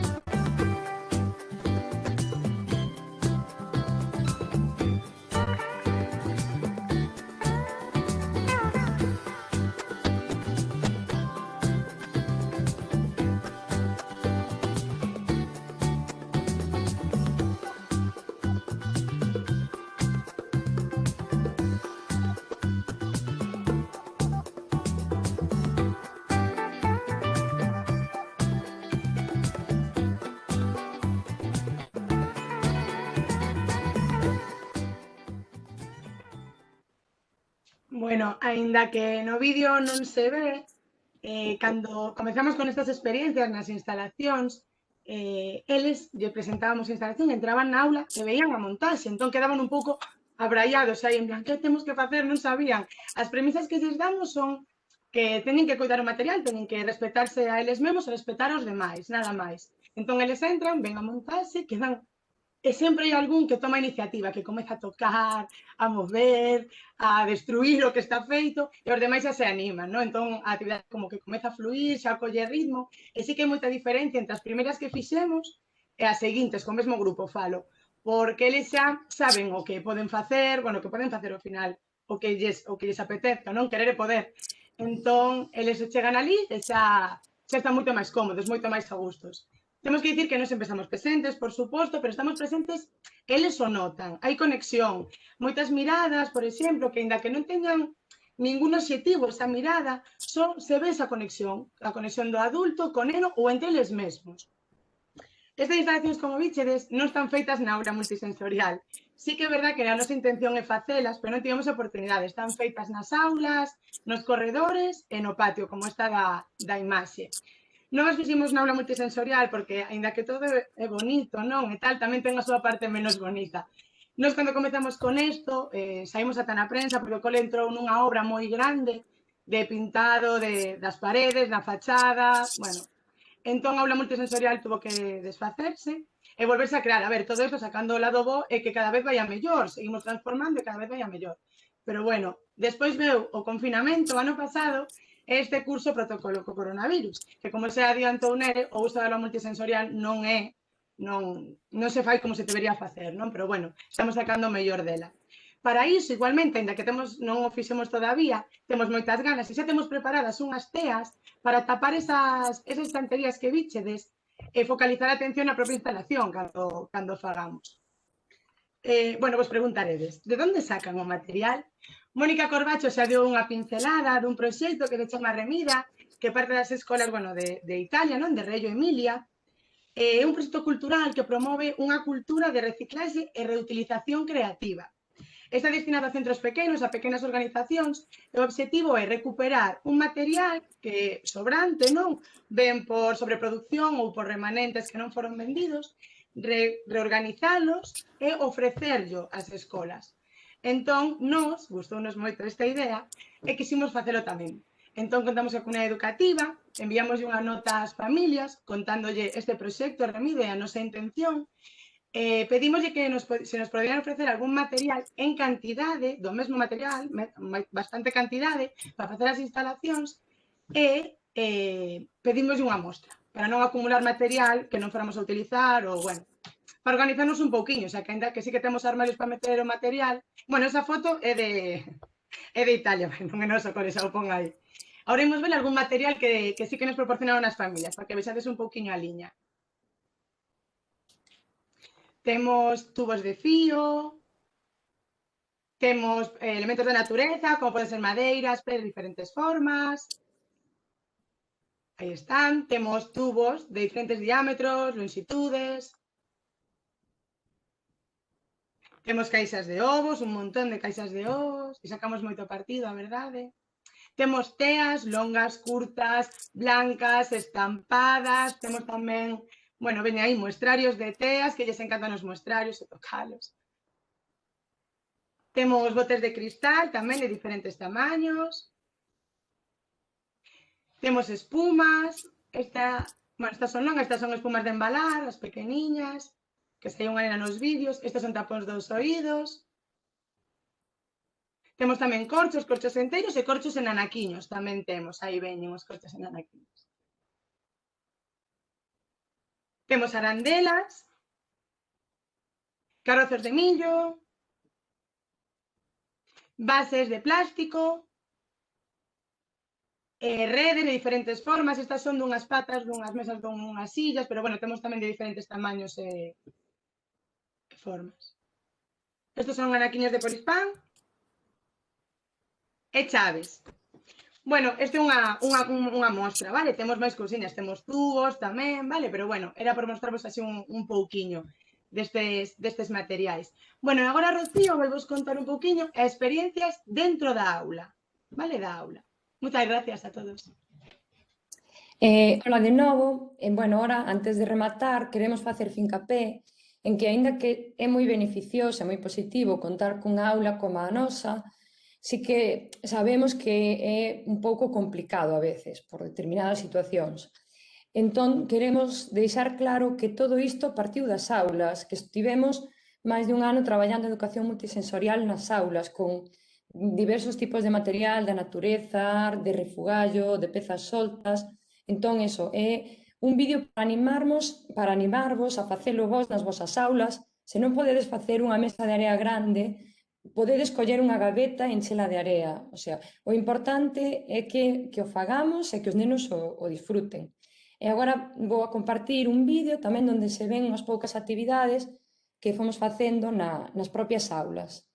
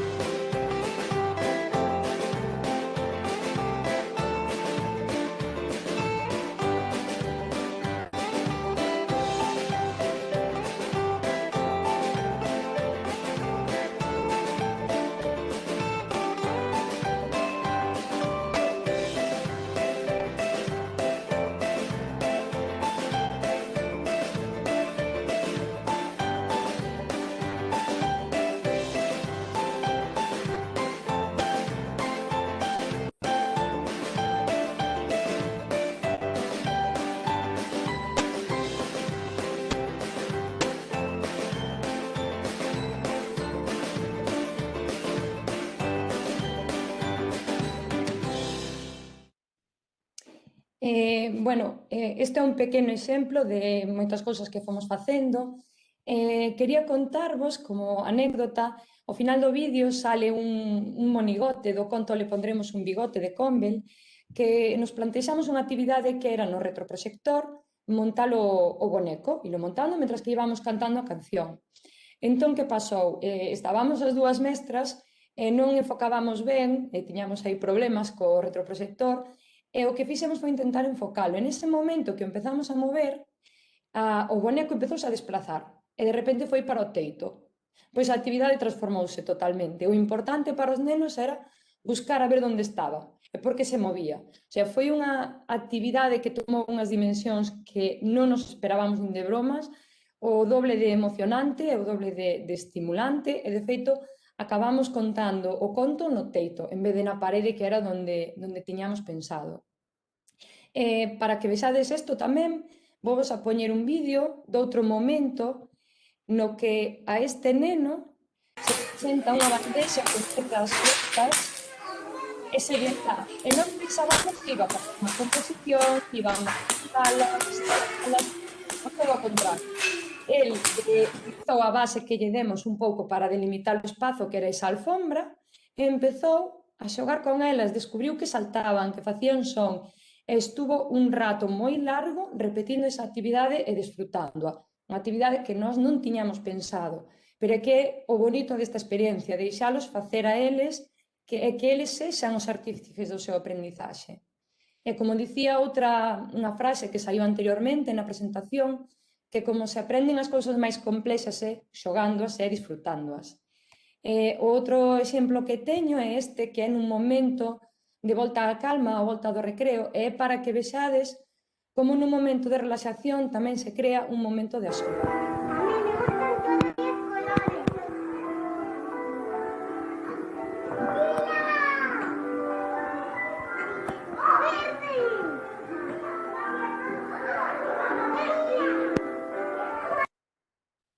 Bueno, pois, antes de rematar, quería vos dicir que vos animamos a todas a ir facendo pequenas cousiñas desto, que seguro que xa estades facendo, que sí que hai material mercado, porque material que vistes, por exemplo, neste vídeo, era material que se foi adquirindo, un material que tiñamos do cole que despois levamos para a aula multisensorial, e xa lle fomos sacando proveito antes de que esta estuvera montada, pero que principalmente na clase traballamos con tres cousas: pezas soltas, que moitas veces nos nosos petos dos mandilóns todos os días sacamos un montón delas que vamos atopando, pezas soltas, material natural e material de refugallo, que todas podemos facelo, todas podemos cortar un pouquiño de erva na clase, coser unha folla e facer teatros de sombras con cartulinas. Así que vos animamos a que o levedes ás vosas aulas, que o vades a disfrutar moitísimo e sobre todo van a disfrutar eles e van a aprender moitísimo con estas experiencias. Nada, agora deixo-vos con Bea e eu remato dándovos as gracias por escoitarme. Bueno, nada, xa estamos rematando. Queda a bibliografía, tedes aí piezas sueltas, que é un libro práctico con moitas ideas, moitas propostas, ¿vale?, en las que podemos inspirarnos. Tedes tamén el juego simbólico e el lugar del símbolo, nas que podemos descubrir todo o potencial que ten o xogo, vale? A súa necesidade, tanto para pequenos como para adultos, que a vida é un xogo, ao final. Temos tamén o libro de esencia, un libro moi completo, con moitísimas fotos de diferentes escolas que traballan nesta metodoloxía, non? Un poquinho así máis innovadora. E depois temos arte reciclado e o libro de los palos, que sirve tanto para os profes como para os propios nenos, para que eles tamén se podan inspirar, xa que teñen moitas imágenes. E ao final, eso, como xa dixen antes, querer é poder e deixar voar a imaginación. Antes de rematar, queríamos tamén queríamos ler o completo, vale? O poema de Lores Malaguchi, Los 100 lenguajes, pero quedámonos con esta estrofiña, non? O neno está feito de 100. O neno ten 100 linguaxes, 100 mans, 100 pensamentos, 100 modos de pensar, de xogar e de falar. Moitas veces na escola quedamos só ca linguaxe oral, non? Pero hai máis linguaxes, ao sabedes, seguro que, como dixo Roci tamén, que traballades con todos eles, ca linguaxe artística, co propio corpo, co movimento, cas construcións, e vamos a intentar manter todas as linguaxes cas que ven o neno, mantelas tamén na escola. Bueno, xa rematamos, vale? Moitísimas gracias polo voso tempo, por estar aquí con nós e escoitarnos, e por habernos invitado, por suposto. Estaredes de acordo con nós que este tipo de formacións, de xuntanzas, enriquecenos tanto personal como profesionalmente. Ese é o lema do noso cole, ensinando aprendemos. Moitísimas gracias a todos e todas.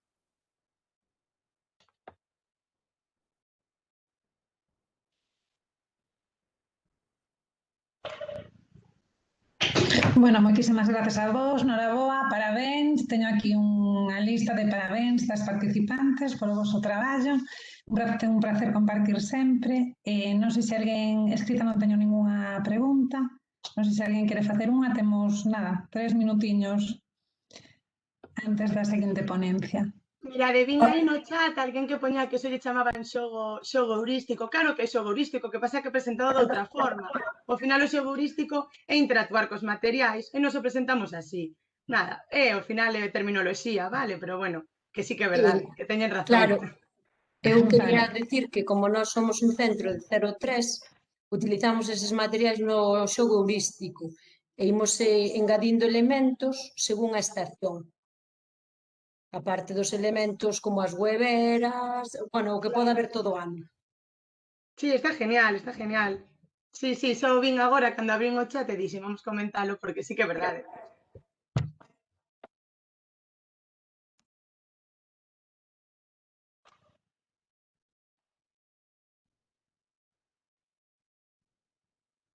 Bueno, pois entón non hai ningunha intervención máis. Moitísimas grazas, un placer.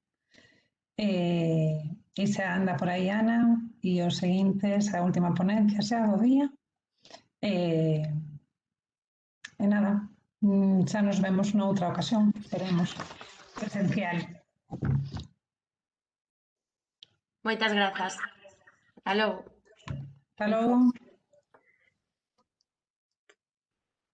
Ata logo, grazas ás tres compañeiras. Damos entón paso agora á última intervención, o último relator destas xornadas de educación infantil, que é Carlos Calvente. Carlos é orientador na actualidade no Centro de Educación Especial Manuel López Navalón, en Santiago de Compostela. Tamén é especialista en educación infantil e traballou xa desde o ano 95 ata o 16 nesa especialidade infantil en Vilariño de Conso. É membro do proxecto de convivencia de educación infantil Cholo en Ela e, como tal, acompáñanos hoxe nesta xornada. Cholo en Ela é un proxecto de convivencia conformado inicialmente por un equipo de mestras e mestres de infantil para organizar unha festa de transversalidade. Este proxecto, que está autoxestionado pola comunidade educativa, que perviviu no tempo desde hai máis de 20 anos, traballa co alumnado de educación infantil do Oriente Ourensán a prol da igualdade, da innovación educativa e do fomento de materiais lúdico-educativos na nosa lingua. Trátase dun proxecto de plena actualidade nas comarcas da zona oriental de Ourense, que tamén, ademais, quere darse a coñecer noutras partes do país, e que se vertebra alrededor do achegamento afectivo á nosa lingua e da súa normalización lingüística tamén. Cholo en Ela son un globo e unha pinga de auga do río Sil. Son os personaxes e os referentes desta proposta educativa que cohesionan as distintas iniciativas levadas a cabo por eles como grupos de traballo dos que mesmo xurdiu unha formación musical para nenos e nenas que fornece un tema para cada edición dos encontros que organizan anualmente e que xuntan alrededor de 1000 persoas entre alumnado, familias e profesorado da contorna. O da pasada edición foi Ai o Galego, gravado en pleno confinamento e cunha variada participación na liña do que se propón desde Cholo en Ela, que apostou polo emprego da nosa lingua para desde ela achegarse a calquera outra. Para falarnos máis polo miúdo, como vos decía, deste proxecto que é tan interesante como pioneiro tamén, contamos coa presenza de Carlos, que alén de, como dicía ao principio, ser orientador e tamén especialista en educación infantil, é delegado sindical da Cigansino, compañeiro noso que sempre está disposto a botar unha man para que as cousas melloren non só no eido educativo, senón tamén fora del. Grazas, Carlos, pola túa colaboración, non agora nesta actividade, senón tamén noutras, porque é un colaborador asiduo noso, e nada máis xa che dou a palabra para que nos fales do proxecto Cholo en Ela.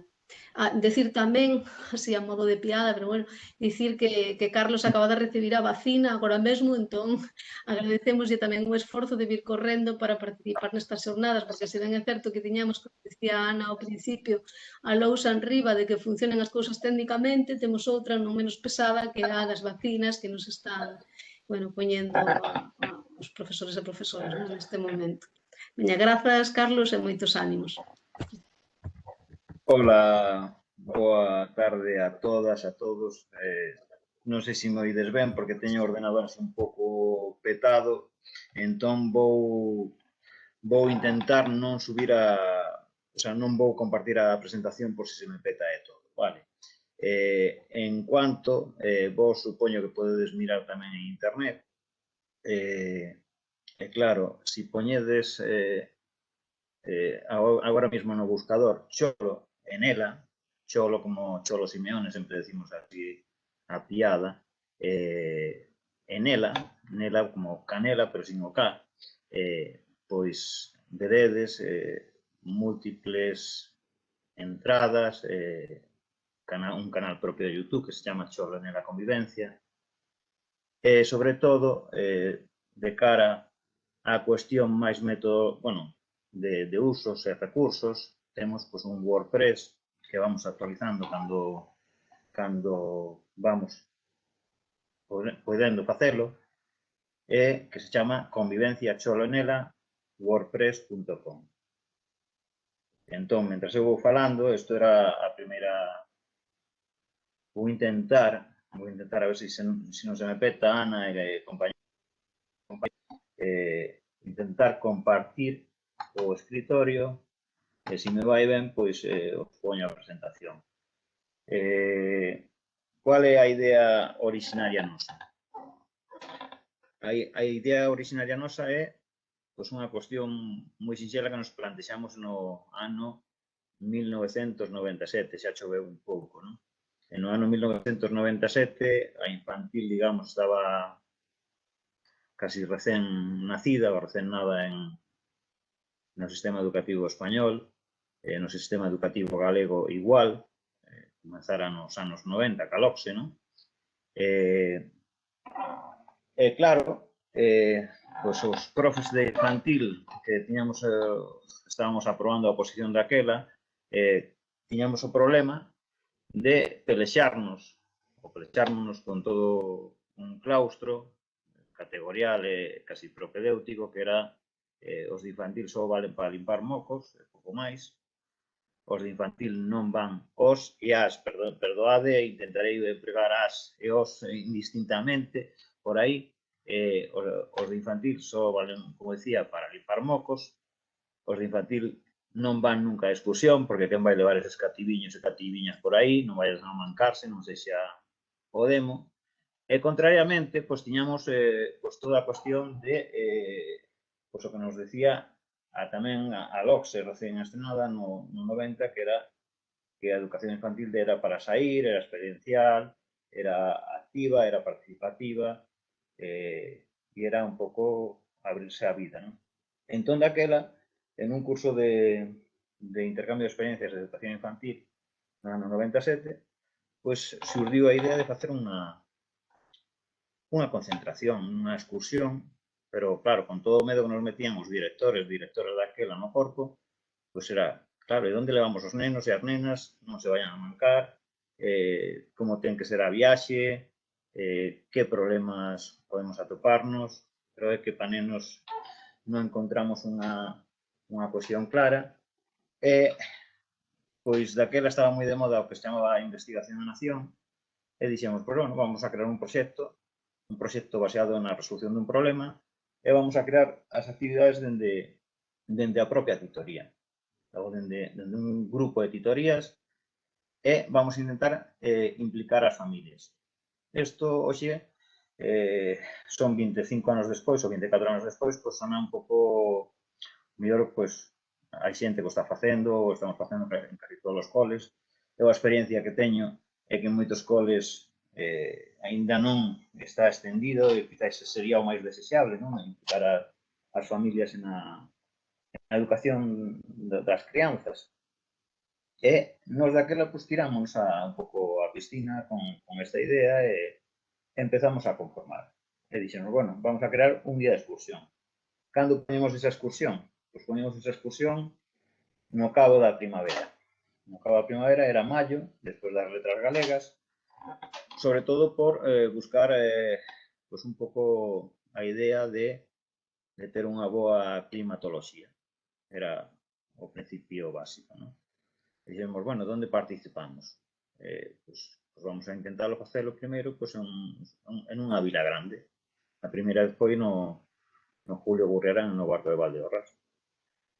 E, ao mesmo tempo, pues, dixemos que actividades podemos crear para os nenos e as nenas.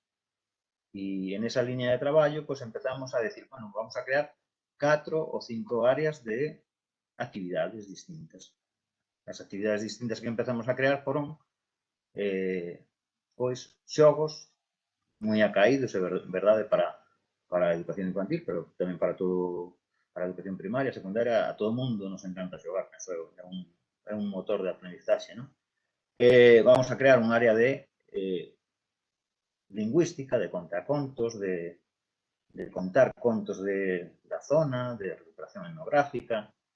Vamos a crear un área de obradoiros propios de manipulación con distintos materiais, segundo o que sexa, e vamos a vertebrar todo isto e despois un área de, tamén chamamos exhibicións e nos chamamos coloquialmente brincadeiros, que son estes hinchables que hai polas festas de calquera pobo ou vila.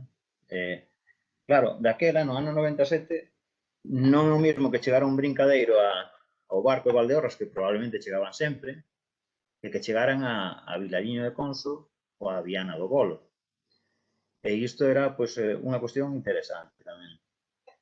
Con todo ese cóctel de ingredientes, pues empezamos a movernos e a ser reflexivos en unha serie de cuestións. Bueno, nos no rural temos o galego de tirón, ¿no? O sea, temos o galego natural. O galego é moi raro ou rara a nena que ven falando castelán a escola, ¿no? Normalmente, pues, casi todos os nenos nenas no rural viñan falando galego. Pero, claro, nas vilas pequenas, xa non era tanto así, porque nas vilas pequenas daquela, lembrando pues, un pouco enquisas que fixemos para ver quen falaba galego e quen non, no ano 97, pois xa había xente que había nenos, grupos de nenos nenas, que xa había máis fala, había algúns presenza de castelán falantes, non? E, sobre todo, na Vila do Barco, pois o que era o castelán falante era un punto, o sea, había que traballar o que se chamaba daquelas e o que moita xente, militantes, seguimos chamando, pois, a normalización do galego na Galiza, non? E claro, pues, con todo iso, pues, empezamos a pensar un pouco que facemos. O primeiro ano foi unha experiencia moi modesta e vertebramos o proxecto con outra cuestión moi importante que aínda hoxe non se recolle. Sabedes que todos e todas falamos de temas transversais, podemos falar de igualdade, podemos falar de educación ambiental, podemos falar de educación emocional, pero o que, e isto, o sea, podes revisar tanto a legislación LOCSE como as posteriores. En educación infantil, isto se trata de perfil o rozándonos levemente, porque non hai un articulado, igual que na primaria si que hai, que se define esta cuestión. Entón, pues tuvemos 4 ou 5 puntos de partida importantes. Un era a transversalidade, un segundo punto era o idioma, un terceiro punto era a cultura, un cuarto punto era crear unha actividade propia para nenos e nenas de educación infantil e crear, que daquela tamén era bastante importante, pola escaseza de materiais en galego. Daquela pues, estaba o Xabarín Clube funcionando a tope con un montón de grupos que cantaban en galego, pero despois en as aulas as cancións que chegaban en galego pues, eran o tipo a galización de cancións como El patio de mi casa ou cuestións deste tipo, ¿no? Pois a partir de aí nos embarcamos en esta cuestión, pues un grupo de mestras, mayoritariamente, e algúns mestres, creo que éramos 3 ou 4, e empezamos a definir o proxecto. Un proxecto que arrancou moi fácil. Como arrancou? Pois reunímonos un día e dixemos, bueno, vamos a facer unha convivencia onde nos reunimos todas as aulas infantiles. Que necesitamos? Pois necesitamos participación das familias. Pero, bueno, todas as familias non poden vir, porque senón serán moitas e non damos collido en un sitio, non? Pois, bueno, pois mirade, vamos a facer que veña un pai ou unha nai por cada 3 nenos. Un pai que titorice a 3 nenos. E vamos a empezar a facer unha serie de reunións de preparación dese equipo de traballo que vai ir á excursión. Donde se vai facer as reunións, este tipo de reunións? Pois este tipo de reunións se van a facer en cada titoría. Cada titoría, cada profe titora ou cada profe titor prepara esa reunión e nós vamos a ir dando unha serie de pautas e estrategias para que se vayan, para ir dinamizando e ter uns mínimos puntos de acordo e de consenso en esta cuestión. Claro, eso implicaba pues, un modelo de escola totalmente distinto. Implicaba un modelo de escola de relación, de intercambio e, sobre todo, un modelo de escola colaborador. Ao principio non nos dimos conta o primeiro ano do que estábamos creando, ¿no? Pero resulta que funcionou moi ben. Funcionou moi ben, fomos o día 28 de maio do ano 97 ao barrio de Valdeorras. Dímonos conta que as familias quedaron encantadas, que os nenos quedaron encantados, que a xente se motivou moitísimo en a creación de xogos, de psicomotricidade, de obradoiros distintos con area, con auga, E dixemos, ostras, pues isto funciona. Isto funciona. O primeiro ano xurdiu a mascota Cholo, que é unha metáfora do xogo en si mesmo. Un globo é algo motivador per se para calquera neno. Tú hinchas un globo, a non ser que lle teña alergia ao látex, que tamén os hai, que as hai, que lle teña alergia ao látex, casi todo o mundo xoga con un globo. Funcionou moi ben. Quedamos moi contentos, moi contentas, recollimos unha serie de avaliacións, de enquisas de avaliación aos propios as nais e pais participantes, vimos que funcionaba e dixemos, bueno, vamos a estandarizar isto, vamos a darle unha estrutura de traballo para esta cuestión. Eso foi o ano 97, no ano 97 participaron solo 12 titorías e 200, creo recordar, 200 nenos, aproximadamente. Non sei se eran 200, sí, 220 nenos e nenas.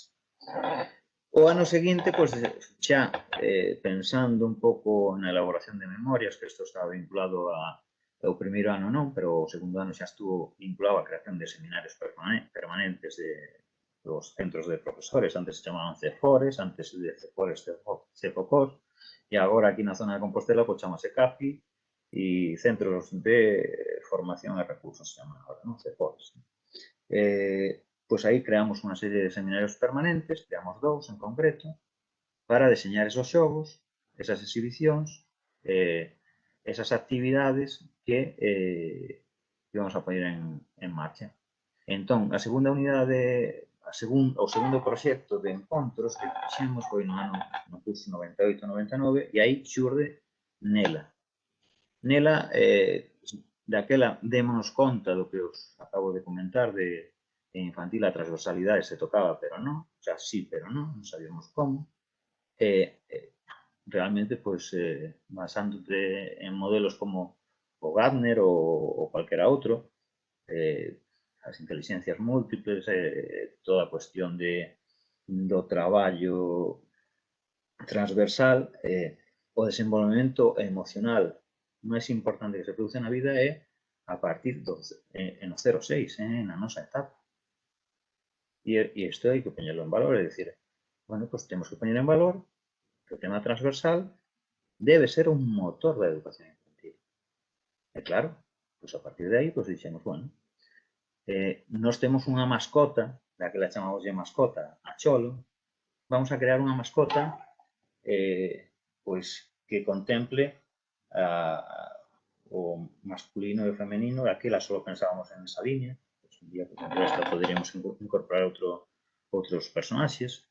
Entón a mascota nela pois era toda se estades vendo ou se podes ver por internet, era unha pinga de auga, era azul, tiña de pelos as cores do arco da vella, as cores da transversalidade e as cores de toda a educación de emocións importante que temos que facer na educación infantil.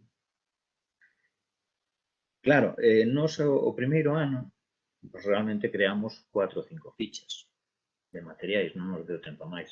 O segundo ano xa fixemos algo máis estruturado, pero pensade que hoxe en día podemos crear con un teléfono o que en 5 minutos o que antes levaba, non collía un disco destes de plástico que había, non sei se os acordades da disquetera esta de As, chamábase, discos de 3,5, non? Volvíamos os micos para crear o material gráfico. E dixemos, non, pois temos que ir mellorando isto. Vamos a ir mellorando, vamos a ir traballando.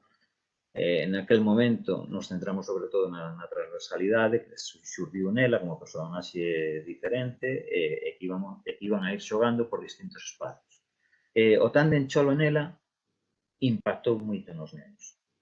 E despois as condicións que creábamos a nivel condicións de participación implicaba que cada tutoría tiña que levar deseñado un xogo, un obradoiro ou un contaconto. A partir de crear en cada tutoría, nese deseño, deberían participar como mínimo 2 ou 3 pais ou nais de alumnos, que non foran cos nenos, que non foran os pais ou nais titores. E que cada tutoría debería establecer un calendario de reunións para a participación. Por qué? Porque, claro, nós na primeira convivencia xuntamos 220 nenos e 12 profes e uns 30, 40 pais nais. Na segunda convivencia xa cambiou, xa subimos a uns 500 nenos aproximadamente e o número de profes tamén cambiou e nós tiñamos moito medo a que se nos perdera un neno ou unha nena, a que se mancara, a que hubiera calquera problema. Entón, empezamos a deseñar unha serie, de primeiro momento, unha serie de decisións logísticas que nos facilitasen toda a cuestión. Si podedes ver imaxes aí en internet de fotos da convivencia ou vídeos, observaredes que hai os nenos visten distintas camisetas de cores. Cada camiseta de cor equivale a unha titoría ou a un centro. E cada neno levaba un carné identificativo, como se fora a participar en un congreso ou nestas xornadas se fora en vivo e en directo, con o seu nome, o seu cole e así. Os profes e as profes levaban outra cor de camiseta. Para nós, os que movíamos a actividade, saber que quen era profe e quen era pai ou nai, quen era familia dos nenos, non? E por último, os seminarios, os organizadores e organizadoras levaban tamén outra cor de camiseta para distinguirnos en toda a cuestión. A partir de aí empezamos a crear xa na primeira e na segunda convivencia vimos que funcionaba moi ben e os nenos se movían libremente por unha serie de talleres e por unhas zonas de actividades que eran os contacontos, as exhibicións, os xogos e demais. Resultado da segunda convivencia, empezamos a ver que tiñamos que ir mellorando en deseño. Empezamos a introducir elementos moi típicos da infantil como é a música. A música non se contempla na infantil directamente, xa sabedes que o profe ou a profe de música vai a infantil se se quere, traguemos os que teñen aínda libro de textos ou proxectos que lle chaman de infantil, que veñen das diversas editoriais, veñen unha música aí enlatada, prefabricada, moi castelanizante, se queredes. Entón, a partir de aí empezamos a crear, pois, a deseñar tamén a nosa música. Xa no ano 99, que era o proxecto chamábase Cholo Anela Camiño das Estrelas, era un pouco entonando co xacobeo, pois xa se empezaron a crear pois as nosas propias cancións e fomos mellorando nos deseños. Isto todo, o sea, eu podo contalo así, pero onde mellor o vedes, dende logo, é no blog, a partir do YouTube, non? Fomos pensando cada ano e fomos incorporando distintas cuestións ao noso proxecto. E cada vez máis, pois, iba sendo mellorado. Non sei se podedes ver este material, que foi o primeiro que nos editou a Xunta, non sei se o vedes, aquí, porque prefiro enseñarlo por aquí, este non está no... Pois, os nosos dibuixos eran super primitivos. Pero, en cambio, o ano seguinte, que era este, xa fomos mellorando. Solo nela andan polo bosque. Se trataba de educación ambiental. Ainda eran dibuixos casi manuscritos, escaneados, e a partir de aí, pues, como vimos que todo o mundo se implicaba moi ben en a experiencia, o que fomos facendo foi ir recollendo a opinión prácticamente de todo o mundo. Das titorías, das familias, dos seminarios, íbamos incorporando a unha base de datos que nos servía de arranque para o ano seguinte. Que descubrimos nesas avaliacións que facíamos cada ano? Pois que a xente estaba moi contenta na participación na experiencia, que se melloraba bastante o traballo das titorías, que as titorías descubrían pois que as relacións coas familias participando nun proxecto común era moi interesante, que había xente que non falaba galego, e isto é importantísimo, porque, por exemplo, no barco de Valdeorras, eu acordo nais venezolanas ou colombianas, ou madrileñas incluso, que estaban traballando no hospital de Valdeorras, que, polo feito de participar na actividade onde estaba seu fillo, facían un contacontos en galego. E chegaban ao galego, e chegaban ao idioma, non como fala moita xente, ben sabedes, o decreto 2009, eses que andan por aí, e esas que andan por aí dende 2009 chamándose Galicia bilingüe, o cual é un insulto á intelixencia, non? Pois non chegaban dende, tan sequera dende un conflito, sino chegaban de boa gana. E aparte a xente se sentía super satisfeita nesta cuestión. Estou falando do ano 2000, 2001, 2002, por aí. Isto era moi interesante porque realmente estaba facendo un traballo de normalización de fondo, é dicir, a xente que quería participar en os contos ou que quería participar na experiencia sabía que o galego era canle habitual en a merda. E isto é importante. Despois, había unha cuestión que naqueles anos era tamén moi interesante, que sigue sendo nos nosos días, que é o diferente nivel, non sei se me vedes as mans ou tal, o nivel aldea, o pobo moi pequeniño, tipo Vilariño de Conso, vila, que poño o exemplo de Vila de Viana, e xa cidade ou vila grande, como pode ser o Barco de Valdeorras. En as aldeas, nos tiñamos moita xente bella que nos contaba moitas cousas de cuestión etnográfica.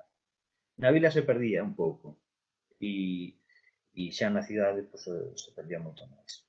Eso eran indicadores, son indicadores sociolóxicos e sociolingüísticos incluso. E isto pasaba. Como fixemos nós? Pois dixemos, así, pois vamos a ver.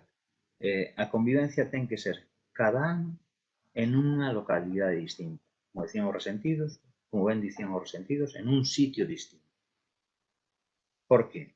Porque o ser en un sitio distinto, o que estamos facendo é que cada sitio acolla tipo sede olímpica, por poñer un exemplo, sede olímpica ou sede de mundiais de fútbol ou así, pois acolle o proxecto con ilusión. O primeiro ano, bueno, foi así un pouco, facémolo no barco porque é o motor de arranque.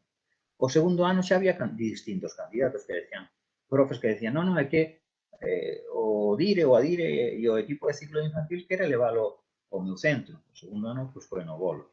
O terceiro ano foi en Sobradelo. O ir cambiando, o que facíamos era cualquiera cuestión cultural dese concello se puña en valor. Cando foi a Vilariño de Conso, por exemplo, temos ali un museo etnográfico importante, foi no ano 2000, e despois, ao cabo do tempo, creo que no 2015, que de segunda volta, pois se sacaban cousas do museo, se puña e se pasaba todo este material ás titorías. Toda esa información facía que moita xente, é increíble o que vou dicir, pero que en unha bisbarra formada por 8, 9, 15, 20 concellos, nunca tiñan ido ao concello do lado. Os desplazamentos eran o mellor a Ourense, ou a Ponferrada, ou o Barco, ou a Verín, pero a Vilariño de Conso, pois non. Ou mellor a Manzaneda, non. Ese intercambio, pois, serviu para que houbera un intercambio de comunicación importante entre as titorías, unha cosa que funcionou bastante ben. Outra cuestión que quero salientar do noso traballo foi o que foi a conformación de equipos de traballo. Levamos dende o ano 97 ata o ano 2021 traballando nas nosas zonas esta cuestión. Hubo xente que se foi para outras zonas de Galicia e se sumaron ao proxecto dende na convivencia en moitos, algún ano participaron incluso colexios de Castela León, limítrofes aí da zona do Bierzo, de Lugo, participaron San Clodio, participou Quiroga. Bueno, diredes, bueno, como establecedes ese traballo? Pois nos creamos en setembro, empezamos a crear o grupo de seminarios, o grupo de grupos de traballo, este ano temos 3, que se encargan do que é o diseño dos xogos, o diseño dos obradoiros, e se encargan do diseño do que é o proxecto en referencia ao tema transversal que se vai traballar. A partir de aí, establecemos unha serie de reunións con tutores e tutoras donde vamos vendo quen participa. Na nosa zona do Barco participan prácticamente todos os centros. É moi raro, o sea, todos os concellos do Barco, vou dicir, o Barco, Tribes, Manzaneda, Vilariño de Conso, Viana do Bolo, a Rúa, a Vilamartín, todos, sin excepción, están hoxe en día participando. Aparte, as familias, nos primeiros momentos do curso, o que preguntan, este ano vai haber convivencia? É dicir, a convivencia está instaurada como unha cuestión que é vista con moi boa acollida por todos os nenos e nenas. Bueno, pois aí, no primeiro trimestre facemos todo iso, o sea, pensamos que vamos a traballar, cual vai ser o centro de interese, temos unha primeira reunión con tutores e deseñamos xogos abertos para que a xente os poda procesar, adaptar, cambiar e poñer a seu gusto. A tutoría vai traballando, pois mira, eu teño esta idea de xogo, vai ser un circuito de psicomotricidade, pero mira, como son os castros, pois vou facer que haxa distintas pedras que vou facer de polispán ou do que sexa. Pois, cada quen adapta o seu proxecto, porque a idea é que o proxecto sexa inclusivo, é dicir, que se recolla toda a idea que se lle ocurra a calquera persoa. Entón, en ese sentido, a verdade, funcionábamos ao principio, levábamos moitos disgustos porque había xente que quería ser máis inflexible, pero despois fomos pulindo esta cuestión e realmente é un proxecto aberto que cada quen adecua dende as súas posibilidades nas súas tutorías. E diredes, bueno, como financiades ou como se pode levar isto a nivel xestión de diñeiro, non? Ben, as camisetas dos nenos, os nenos e as nenas compran as camisetas e queda unha parte para a tutoría para que gaste no que é o diseño do xogo, no diseño do obradoiro. E nos os cartos que nos dan polos seminarios permanentes, os grupos de traballo, o que facemos é un fondo común para darlle a cada tutoría pues, según as súas necesidades. Todo isto se recolle, evidentemente, en unha memoria económica todos os anos, darse contas a todo o mundo do que se gastou e todo vai quedando aí. Despois, unha cuestión que mirada hasta onde chegou o tema, o transporte escolar, ao final, o que foi a xefatura territorial de Ourense, hubo anos en que se encargaba ou pagaba directamente a xefatura territorial, dada a importancia da actividade, é dicir que xa era unha actividade, digamos, institucionalizada, que incluso postedes os nosos materiais no portal da lingua.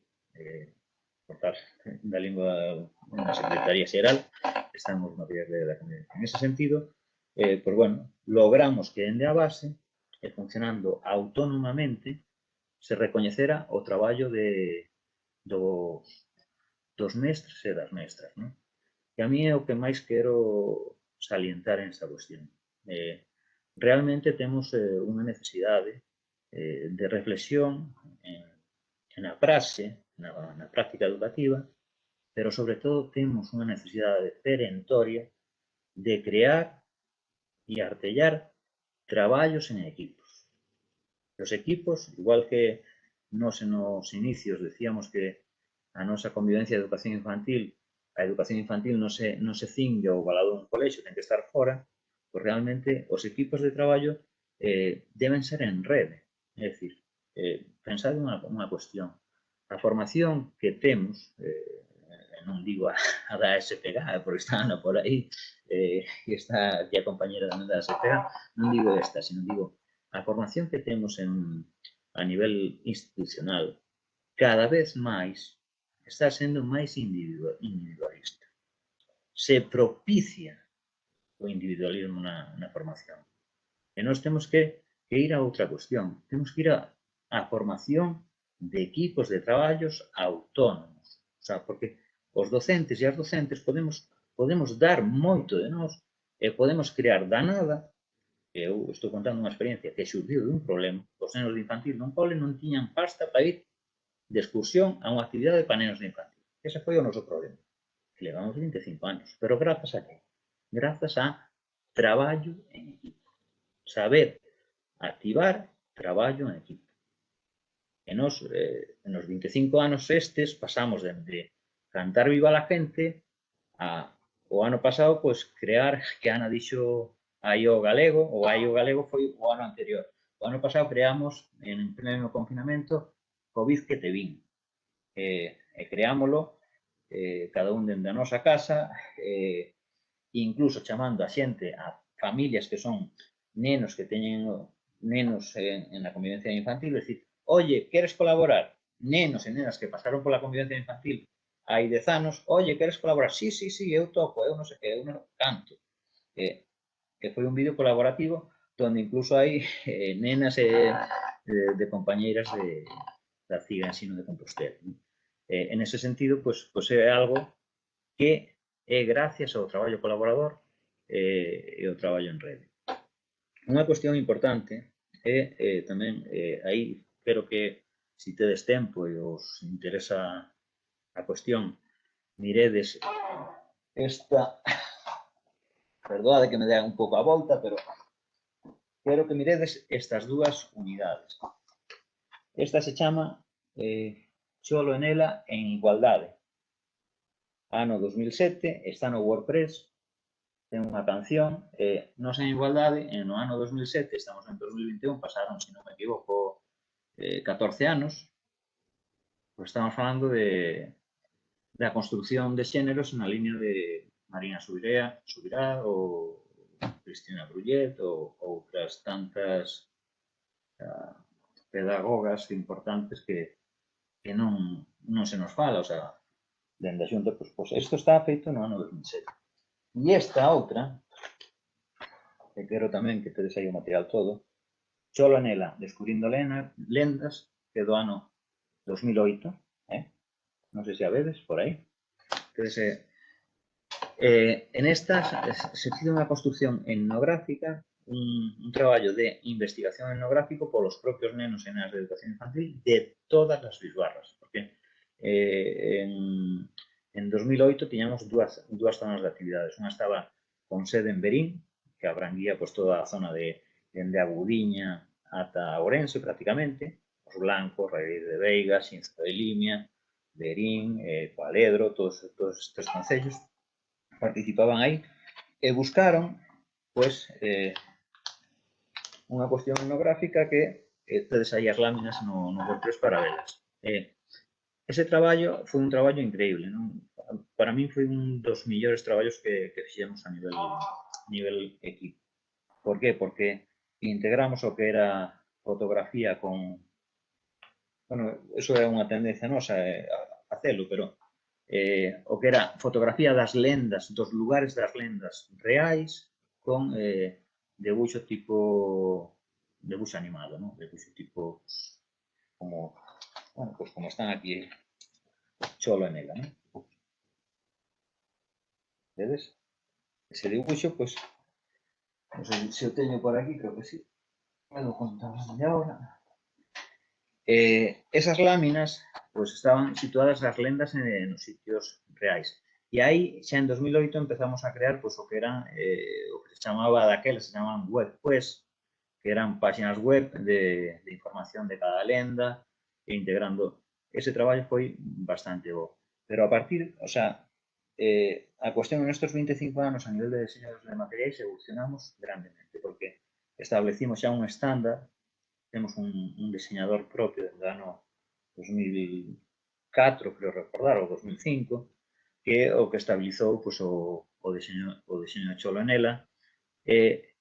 A partir de 2004-2005 empezamos xa a tocar a música nos en directo prácticamente, a elaborar os temas, e fruto dese traballo pues, foi a recopilación que fixemos en 2017, xa que é un disco libro con cancións tipo Xabarín Clube, con influencias de Diplomáticos, de Sinestro Total, de Os Resentidos, por suposto, e onde todos os temas pues, están en galego.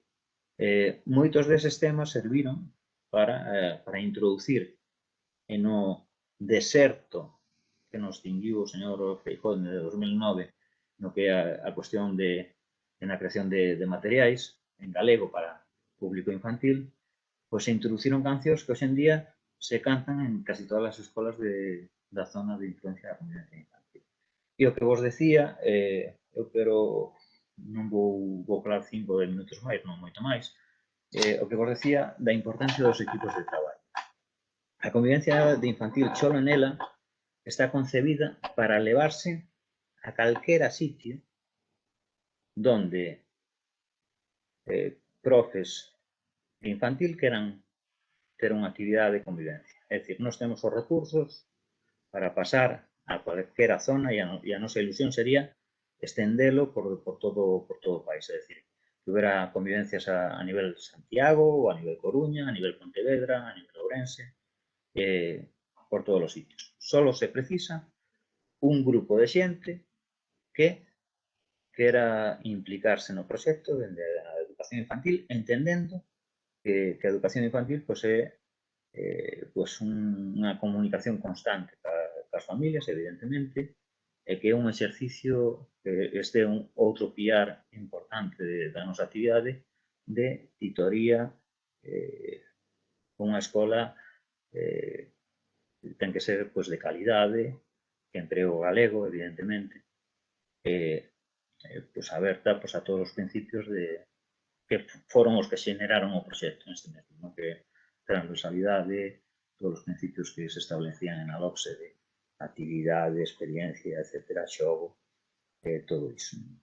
Eu con isto, Ana, prefiro abrir debate, porque claro, tiña transparencia para enseñar aquí, pero non me vai o ordenador. Entón, se queredes, eu quedo a vosa disposición. Se queredes preguntar cualquera cuestión ou cualquera cousa, estou aí. Ben, pois que eu vexa no chat de momento non hai nada, entón se alguén quere facer algunha intervención pode pedir a palabra a través do chat ou mesmo de viva voz, se non nos pisamos unhas a outras. Non sei, eu conto 20 persoas ou por aí, non? Aproximadamente. Gracias, María Lorenzo, que me está aplaudindo por aí. Gracias. Obrigado. É o que ten este sistema, non? Que deixa as persoas relatoras sin o aplauso merecido na maior parte dos casos, non?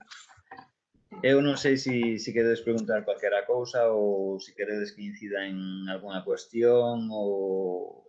Prefiro abrir este debate porque realmente do que tiña preparado na transparencia, pois hai cousas que non podo... Se me colga o ordenador, se abro a transparencia, se me colga o ordenador.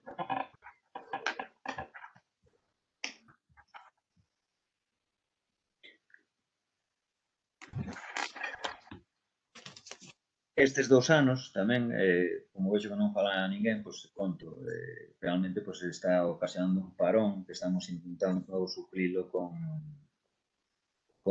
distintas actividades. O ano pasado foi a cuestión do COVID que te vin, foi feito un pouco a marchas forzadas e ver que posibilidades tiñamos, realmente saliu bastante ben.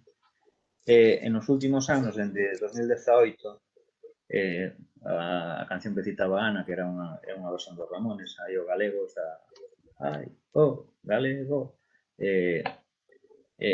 empezaba unha cuestión que iba a ser 3 anos que iban a ir sobre especificamente o Camiño de Santiago, pero o Camiño de Santiago visto dende unha perspectiva totalmente diversa e distinta. É dicir, non queríamos o camiño o uso que poda facer a cuestión institucional, sino buscar pegadas de Santiago en cada concello, o sea, do impacto cultural que ten a figura de Compostela e a vertebración que ten no territorio, ver como eso está agochado e despois realmente ver o que é a Vía Láctea, o Camiño das Estrelas, como é algo moi propio da nosa cultura, é algo que temos moi ao lado noso e non vemos. Iban a ser 3 anos, o ano pasado iba a ser o Camiño das Estrelas para ver o universo e este ano iban a ser os camiños.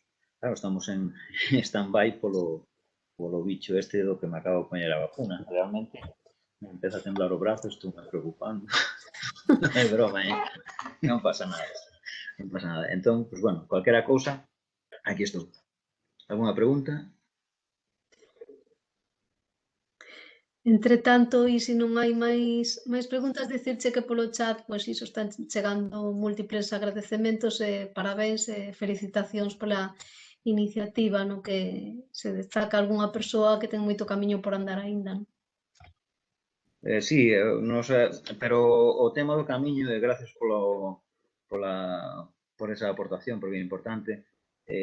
Realmente, o sea, cando empezamos a convivencia, moita xente, pois estamos solteiros, tiñamos 28 anos ou 27 anos. Realmente sí que fago outro speech importante para iso, o sea, outra reflexión. É preciso, o sea, que traballos que ao mellor se recoñecen como vos, como propios, como moi intrincados na cultura, pois teñan renovación de equipos, porque realmente hai xente que estamos, falábamos outro día, creo que no sindicato, o sea, estamos en unha idade xa que pouco tempo despois podemos estar 6, 7 anos, 8 anos máis, pero ten que vir por detrás xente, o sea, que escape, o sea, que reflexione sobre o mundo tan tremendamente individualista que se está montando incluso no sistema educativo. Eu denuncio públicamente en moitos foros esta cuestión, o principio da individualización pertinaz da formación do profesorado.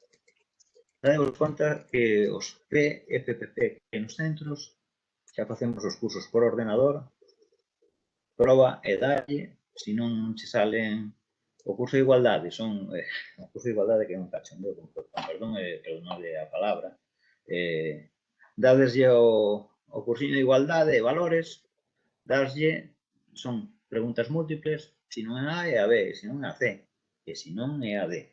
E é o protocolo de memorieta e pista. Xa fixen un curso de igualdade, somos estadísticas. E somos estadísticas individuais. E isto é un problema. Porque mentras nos leven a este tipo de cursos de formación, se nos está olvidando o esencial. É dicir, eu podo facer proxectos de calidade se teño un equipo reflexivo que traballe e non traballe solo e non se cinga só o traballo dun cole. Un equipo de especialistas de infantil. O noso traballo xurde de aí, de un equipo de especialistas de educación infantil. Que tiñamos o problema que ningún director nin directora, por hai que dicir así, nin director nin directora, nos daban pasta para ir de excursión por nenos. Porque a pasta no ano 97 non sabedes se sabedes para onde iba. A que se ríe esta Belén, sabes para onde iba a pasta no ano 97? Pois iba para as excursións de octavo de XB, que se iban casi todos a Benidorm ou a Cataluña, a hoteles e a piscinas, e a discotecas. Por lo menos en a nosa zona era tendencia habitual. Gracias ao traballo en equipo de algunha xente, pois empezamos a cambiar a dinámica. É dicir, os de infantil tuveron unha actividade, pero é un traballo en equipo que serviu non só pensamos en unha excursión e resulta que ahora serviu para formarnos, para aprender música, para mellorar deseños, para mellorar a nosa tutoría e para ser reflexivos sobre a nosa práctica. Entón, un traballo, pois, son 25 anos, evidentemente é difícil de resumilo en unha hora, pero o que máis me interesa é que ese traballo pois, axudounos a nos a mellorar individualmente e como equipo e a crear unha actividade de resposta ao que sería hoxe en día un aprendizaxe e servicio, supoño que coñecedes as siglas estas APS, pois realmente nos creamos sin sabelo pois un rollo de aprendizaxe e servicio, donde nos melloramos como profesionais e, sobre todo, aprendimos e costounos, te digo a verdade, un mundo, aprendimos a traballar en equipo, porque non sabíamos traballar en equipo. Ao principio as discusións eran terribles, eran discusións de 2-3 horas para ver si poñamos 4 xogos ou poñamos 7. E ao final, pois aprendimos. E hoxe en día, pois, non nos cuesta traballo. Moitas gracias. Obrigado a todas e a todos por escoitarme e contarvos pois, estes 25 anos en 55 minutos aproximadamente. Moi ben, Carlos, moitas grazas de novo. E nada, polo que a nos corresponde desde a organización, vou vos trasladar un pouco que son as conclusións que recollemos de toda esta xornada. Consideramos que é indiscutible a vizosidade, a renovación que se nos achega desde esta etapa educativa, desde educación infantil. Si temos que buscar unha palabra común, quizáis sexa esta que acaba de mencionar Carlos, non a de traballo en equipo ou a de traballo cooperativo ou colaborativo que se mencionou en cada unha das intervencións desde a mañán ata agora, non? Teresa recalcaba, por exemplo, certos aspectos como a necesidade de estar alerta cos materiais da rede e tamén no fundamental que é este traballo cooperativo. As ferramentas que nos deixou Teresa pois, facilitarán o achegamento ao alumnado e tamén o proceso de lectoescritura. Alba María ensinounos a renovar desde a tradición, que, como ben dicía Castelao, é a eternidade, nada menos, non?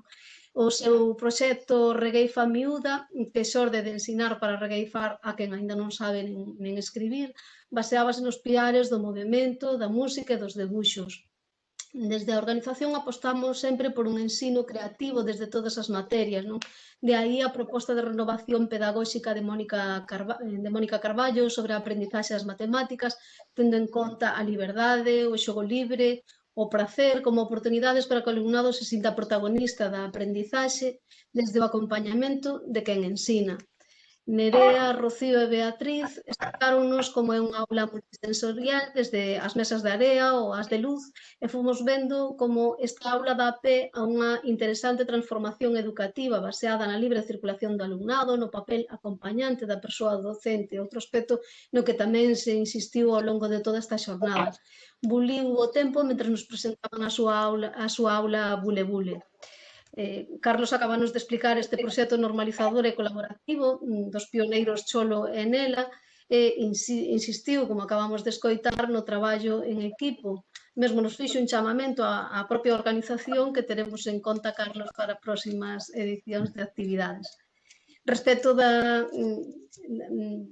desde a CIGA Ensino e desde a SPG, únicamente nos queda agradecervos a vosa participación, o voso esforzo, e queríamos recordarvos que a efectos de facer toda a burocracia que nos resta por facer agora a nós, pois que non esquezades cumprimentar a enquisa que está dentro da páxina de Moodle para que nos poidamos saber quen estivo e ademais de que é necesario que entreguemos esa avaliación, esa valoración á Consellería de Educación.